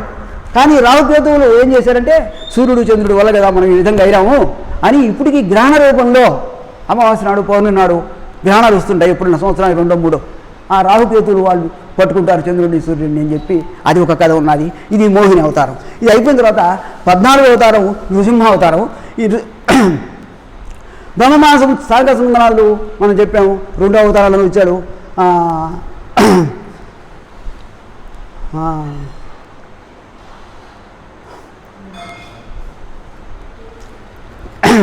హిరణ్యాక్షుడు పుట్టారు కదా, హిరణ్యాక్షుడు అక్కడ అయిపోయినాడు. ఇక్కడ హిరణ్యకశిపుడు ఉన్నాడు. ఆ శాపంలో 2వ వాళ్ళు ముదిరి జన్మలో పుట్టిన వాళ్ళు హిరణ్యాక్షుడు అక్కడ చంపేశారు. ఇక్కడ 2వ హిరణ్యకశిపుడు, వీడు చిన్నవాడైన హిరణ్యకశిపుడు అక్కడేమో విష్ణువేమో హిరణ్యాక్షుడినేమో చంపేశాడు వరాహ రూపంలో. ఇక్కడ తమ్ముడిని చంపినటువంటి హిరణ్యాక్షుడు విష్ణువు ఎదుగుతూ ఎట్టయినా విష్ణువును అందం చేయాలని చెప్పి చూస్తున్నాడు. ఎక్కడెక్కడో చూస్తున్నాడు. ఎక్కడ చూసినా ఆయనకు కొలబడలేదు. త్రిలోకాలు అంతా ఎదుగుతున్నాడు ఆయన. అంతేకాకుండా తపస్సు చేసి తర్వాత అన్నీ వరాలు పొందాడు ఆయన. మన రావణాసురుడు అయితే ఒక మా వానరులు కోతులు వదిలిపెట్టి అందరి చేతలను చావకూడదన్నాడు. ఈయన భూమిలో కానీ ఆకాశంలో కానీ ఎక్కడెక్కడ ఏదేదో చెప్పాడు, చాలా చెప్పాడు. మొన్న మనకు నరసింహ అవతారం మనం చెప్పారు. ఆ విధముగా వరములు పొందుతాడు. ఈయనకు 4 కుమారులు ఉన్నారు. అందులో ప్రహ్లాదుడు ఒకడు. ఆయన కూడా విష్ణు స్వరూపుడే. ఈయన నరసింహ లోకమంతా నరసింహుడి దేవుడు, వేరే దేవతలు లేరు అని చెప్పి ప్రజలందరూ భావిస్తుంటే ఇప్పుడు వీడు మాత్రం పుట్టితోనే హరినామస్మరణతో పుడతాడు. వీడు వాడిని చంపేయాలా, హరినామస్మరణ చేయబాగరంటే వాడు మాట్లాడు. ఆఖరాకు వాడిని ఏం చేస్తాడంటే కొండల చేత ఏవో చంపిస్తామని చూస్తాడు. వాడు చావడు. వాడే ఆఖరాకు నరసింహావతారంలో వచ్చి వాడిని కూడా చంపేస్తాడు. తర్వాత వామనావతారం ఉంది. వామనావతారంలో మోహిని రూపంలో అమృతం దేవతలు పంచడంలో రాక్షసుల కోపం వచ్చేసింది. రాక్షసుల కోపం వచ్చి బలి చక్రవర్తిని ఆధారం చేసుకొని వీళ్ళు దేవతల మీద యుద్ధానికి పోతారు. వాళ్ళని జయిస్తారు. మళ్ళా ఈ బలి చక్రవర్తి విశ్వజిత్ యాగం అని యాగం చేసి దేవతల మీద మళ్ళా దండయాత్ర చేస్తారు. వాళ్ళంతా పరాజితులు అవుతారు. పరాజితులు అయినప్పుడు వీళ్ళు ఏం చేస్తారంటే ఈ మళ్ళీ బ్రహ్మదేవుని విష్ణువుని కోరుకుంటారు. అప్పుడు విష్ణువు ఒక చిన్న వామన అవతారంలో జన్మించి భూలోకంలోకి వచ్చి బలిచక్రవర్తికి పోయి యాచిస్తాడు, నాకు దానం చేయవయ్యా అని. అంటే ఏం కావాలి దానం అంటే 3 అడుగుల నేల అంటాడు. 3 అడుగుల నేలతో భూమి ఆకాశం అన్నీ కూడా వ్యాపించేస్తాడు. అంతటితో 3వ అడుగు బలిచక్రవర్తి తల మీద పెట్టి పాతాళానికి నెట్టేస్తాడు. ఇంకా అవతలి పరశురాముడు, ఇందాక మనం పరశురాముడు చెప్పుకున్నాడు. పరశురాముడు 1000 చేతులు 1000 ఆయుధాలు ఉన్నట్టు కార్తవీర్యార్జునుని వరం కోరుకుంటాడు. అవతల ఆ వరంతో దేవతలు భావిస్తుంటాడు వాడు. ఈ జమదగ్ని మహర్షి, రేణుకుల కుమారుడు పరశురాముడు. ఒక రాజు ఈ కార్తవీర్యార్జునుడు ఒకరోజు రాజ్యానికి వస్తాడు సైన్యం తీసుకొని. ఇక్కడికి వస్తే వాళ్ళకి అతిథి మర్యాదలు చేసి బ్రహ్మాండంగా భోజనాలు పెడుతుంది, ఆతిథ్యం చేసి మృష్టాన్న భోజనాలు. అంటే ఇంటికి వచ్చిన వాడి పేరు రాజు వచ్చాడు, సైన్యం వచ్చింది. వాళ్ళకి భోజనాలు పెట్టిన తర్వాత వాళ్ళకి డౌట్ వస్తుంది, ఇంతమందికి భోజనాలు ఎట్టు పెట్టారు అని చెప్పి అడిగితే అక్కడ కామధేను వరకు ఆవు ఉన్నది, ఈ ఆవు వల్ల ఇంతవరకు ఏర్పాటు చేయగలిగారని చెప్పి ఈ ఆవు మీ దగ్గర కాదు ఉండాల్సింది, రాజు దగ్గర ఉండాలా అని ఆ రాజుని దొరుకుని వెళ్ళిపోతారు. రాజుని దొరుకుని వెళ్ళిపోయేటికి ఏముంది, అవతల పరశురాముడు వస్తాడు. పరశురాముడు వచ్చి ఏమైందమ్మా అమ్మని అడిగితే రాజు దొరికిపోయినాడు అని చెప్తుంది. ఇక్కడ పోయి కార్తవీర్యార్జునుడు చంపేసి మళ్ళీ ఆవును దొరికి వస్తాడు పరశురాముడు. ఇక్కడికి వచ్చేటట్టుకి అక్కడ వాళ్ళ కార్తవీర్యార్జునుడు సంపత్తి తెలుసుకొని వాళ్ళ కుమారులు మళ్ళీ ఇక్కడికి వస్తారు ఆశ్రమానికి. వచ్చి జమదగ్ని ఒకడే ఉంటాడు, ఆయన్ని చంపేస్తారు. కార్తవీర్యార్జునుడు కొడుకులు చంపేసిన తర్వాత ఏమా పరశురామ అని చెప్పి ఎలుగెత్తి సాగుతుంది, 21 సార్లు పిలుస్తుంది, పరిగెత్తుకొని వస్తాడు. జరగాల్సిన కార్యక్రమం జరిగిపోయింది. ఈయన మళ్ళీ అక్కడికి పోయి ఆ రాజులు 21 మందిని చంపేసి 21 సార్లు రాజుల మీద, క్షత్రియుల మీద అంతా దండయాత్ర చేసి క్షత్రియం అనే లేకుండానే చేసేస్తాడు పరశురాముడు. ఇది పరశురాముడు ఇప్పుడు కూడా ఆయన జీవిస్తున్నాడని చెప్పి మనం అనుకుంటుంటాం. తర్వాత వేదవ్యాసుడు ఇందాక చెప్పాము, ఇది ఒకటే 15వ సారం వేదవ్యాసుడు. ఈ వేదవ్యాసుడు సత్యవతికి పరశురాముడికి ఆయనకి పరాశరుడికి పుట్టారనుకున్నాం. భారతంలో మూలపురుషుడు ఆయనే, భారత కథకంతా మూలపురుషుడు. అవతల సంతానం లేకుండా పోయినటువంటి కౌరవ వంశానికి తన తల్లి అయినటువంటి సత్యవతి కోరిక తీర్చడానికి ఈయన వాళ్ళకి సంతానం కలిగిస్తాడు. ఈయన పుట్టినటువంటి సంతానమే ధృతరాష్ట్రుడు, పాండురాజు, విదురుడు, వీళ్ళు ముగ్గురు వాళ్ళ సంతానము. తర్వాత ఈయన కొడుకు సుఖమహర్షి. ఆ సుఖమహర్షి పరీక్షిత్ మహారాజుకు 7 రోజులలో చావు ఉందంటే ఆయన చావుకు మందులు వేసుకుంటాను హాస్పిటల్లో చేరతానని చెప్పలే పరీక్షిత్ మహారాజు. ఆయన ఏం చేశాడు, భాగవతోత్తంలో ఋషులను పిలిపించి నాకేమైనా మంచి పురాణ కథలు చెప్పండి అయ్యా, కథలు విని నేను ముక్తులను అవుతానని చెప్పి వీళ్ళందరినీ పిలిచే సుఖమహర్షి పరాశరుడు ఆయన వ్యాస మహర్షి కుమారుడే, తండ్రి దగ్గర ఆయన భాగవతం విన్నాడు. అది వచ్చి 7 రోజులు ఈయనకు భాగవతం చెప్పాడు. ఈ భాగవతం విన్న దానికి ముక్తి పొంది ఆయన పాము కాటుకు చనిపోలేదు, మోక్షానికి పోయినాడు పరీక్షిత్ మహారాజు. ఇది వేదవ్యాసుని కథ. ఈయన శ్రీరాముడు కథ 18వ అవతారం. శ్రీరాముడి కథ ఎన్నిసార్లు చెప్పుకున్నా మనకి అది జగద్విదితమే. తర్వాత బలరాముడు కూడా ఏంటంటే శ్రీకృష్ణ అవతారంలోనే వాడే. తర్వాత 7వ గర్భంలోనే దేవకి గర్భం వస్తుంది. ఈ గర్భాన్ని మాయా చేత ఆయనకి 2 భార్యలు, ఎవరికి వసుదేవుడికి. ఆ వసుదేవుడు 2వ భార్య వచ్చి రోహిణి. ఈ మాయ చేత 7వ గర్భంలో దేవకి కడుపులో ఉన్నటువంటి బిడ్డను తీసుకుపోయి రోహిణి గర్భంలో పెడతాడు. రోహిణి కొడుకుగా పుడతాడు. రోహిణి 7 అవుతాడు, 7వ అవతారం అది. తర్వాత కృష్ణుడు వస్తాడనమాట. ఇక కృష్ణుడు 8వ గర్భంలో పుడతాడు. వాళ్ళందరినీ చంపుతాడు. ఎవరిని చాలామంది చిన్నప్పటి నుంచి పాలేయడానికి వచ్చినటువంటి ఆమెను చంపుతాడు. తర్వాత శిశుపాలను చెప్తాడు, జరాసుని చంపుతాడు. ఇది కృష్ణావతారం. తర్వాత ఈ బలరాముడే ఆయన గురువు, దుర్యోధనుడి గురువు అయిన. కానీ ఈ దుర్యోధనుడు ఏం చేస్తాడంటే దుర్యోధనుడి కూతుర్ని కృష్ణుడి కొడుకు సాంబు అనేవాడు ఆమెను ఎత్తుకుని వెళ్ళిపోతాడు. ఎత్తుకుని వెళ్ళిపోయేటికి బలరాముడు కోపం వచ్చి వాడిని బంధించి సాంబుని అంటే కృష్ణుడి కొడుకుని వాడిని బంధిస్తాడు. బంధించినోటికి యాదవులందరూ దండయాత్ర పోతారంటారు, వాడి మీదకి పోవుదురా ఆయన అంటాడు. అప్పుడు మళ్ళా వాడు ఏం చేస్తాడంటే దుర్యోధనుడు యాదవ కులాన్ని వాళ్ళందరినీ దూషిస్తాడు. ఈ సంగతి తెలుసుకొని బలరాముడు తన నాగేయుల ఆయుధాన్ని పెట్టి మొత్తం నేను ఆ రాజ్యాన్ని పెగిలిచ్చేస్తాను అస్థిరని చెప్పి ఆ హలాయుధంతో పెగిలించబోతే దుర్యోధనుడు కాళ్ళవేళ్ళబడి ఆ కృష్ణుడి గారికి తన కూతురికి ఇచ్చి పెళ్లి చేస్తాడు. ఇది బలరాముడు అవతారం. తర్వాత ఇంకొకటి 2 ఉన్నాయంత అయిపోయినాయి. బుద్ధావతారం అంటే మనం గౌతమ బుద్ధుడు అనుకుంటాం, దీంట్లో ఆ గౌతమ బుద్ధుడు కాదు. ఈ బుద్ధావతారము క్షణకాలం మాత్రమే ఉండే అవతారం ఉంటుంది. ఎందుకంటే త్రిపురాసులు అనే రాక్షసులు 3 ఉంటారు. ఆ 3 భార్యలు. వీళ్ళు ఎవరి చేతిలో చావబడరు, ఎవరి చేత ఓడింపబడరు త్రిపురాసురులు. ఆ విధంగా ఉన్నటువంటి ఎట చేయాలి వీళ్ళంటే వాళ్ళని ఎందుకు ఓడించలేకపోతున్నారు? భార్యల యొక్క పాతివృత్యం వల్ల. భార్యల యొక్క పాతివృత్యంలో ఎవరు ఓడించలేకపోతున్నారు? ఏం చేయాలంటే మహావిష్ణువు ప్రార్థిస్తారు. మళ్ళీ అప్పుడు ఈయన ఏం చేస్తాడంటే బుద్ధావతారంలో వస్తాడు. ఈ బుద్ధావతారం ఎటువంటిదంటే సంమోహనమైనటువంటి రూపంతో లోకరక్షణ కోసం, అంతే కదా, వాళ్ళని రక్షించాలంటే, వాళ్ళ రాక్షసుని చంపాలంటే వాళ్ళ పాతివృత్యాన్ని కొద్దిగా తగ్గించాలి, వాళ్ళకు ఉండే బలం అది. అందుకని ఏం చేస్తాడు, గౌతమ బుద్ధుడిగా అవతరించి దిగంబర రూపంలో వచ్చి, మంచి అన్నగారు దిగంబర రూపంలో ఉండి ఒక చెట్టు కింద ఆ త్రిపురాసురుని భార్యలకు అయిపోయే చెట్టు నిలబడతాడు. వాళ్ళు క్షణకాలం ఆయన చూస్తారు. చూడంగానే వాళ్ళ పాతివృత్యం స్ఖలితం అవుతుంది. అంటే పాతివృత్యం తగ్గుతుంది కదా, వాళ్ళని చూడడానికి ఎంత అందంగా ఉన్నాడు అని చెప్పి అనుకుంటారు. ఆ దిగంబర రూపాన్ని చూసి వెంటనే ఆ త్రిపురాసురుని సంహరిస్తారు. అది బుద్ధావతారం. ఇప్పుడు జరిగేది కలికావతారం అయిపోయింది. ఈ కలికావతారంలో పాపాలు ఎక్కువైనప్పుడు, భరించరానటువంటి బాధ ఎక్కువైనప్పుడు ప్రజలకు, అప్పుడు కలికావతారంగా హృదయం మళ్ళా కలికిగా పుడతాడన్నారు. ఈ కలికి ఎక్కడంటే శంబర్ అనే గ్రామంలో విష్ణుయేశుడు అనేటటువంటి బ్రాహ్మణుడికి కలికి పుడతాడు. ఆ కలికి పుట్టి ఒక గుర్రం ఎక్కి, గుర్రం ఆయుధాలు తీసుకొని అందరినీ దానిపై వీళ్ళందరినీ సంహరించి, దోపిడీదారులు దొంగలుగా మారేటువంటి వాళ్ళందరినీ సంహరించి మంచి యుగాన్ని స్థాపిస్తాడు. అప్పుడు మళ్ళా సత్యయుగం వస్తుంది, కృతయుగము. ఈ విధముగా 22 అవతారాలు మనము దీంట్లో ఉన్నాయి కాబట్టి తెలుసుకోగలిగాము. నాకు ఉండే అతి తక్కువ సమయంలో అప్పటికి ఒక 5 నిమిషాలు పాస్ట్ అయినట్టుంది. 8:30 అని చెప్పాను, ఒక 5 నిమిషాలు ఖాళీ అది. అంటే చెప్పడానికి 8 నెలల దాకా అవకాశం ఇచ్చారు, చాలా సంతోషం. కొంతవరకు చెప్పగలిగాను. స్వస్తి.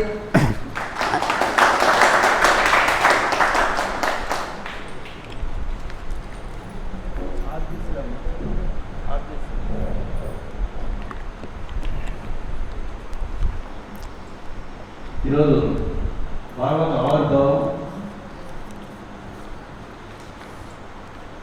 అవతార విభూతి, అవతార విభూతి గురించి వాస్తవంగా మనకి 10 అవతారాలే కొంచెం అవగాహన ఉంటుంది. కానీ 22% చెప్పింది మీరు. 22 22 అవతారాలు అంటే కొత్త విషయాలు చాలా తెలుసుకున్నాం ఈరోజు.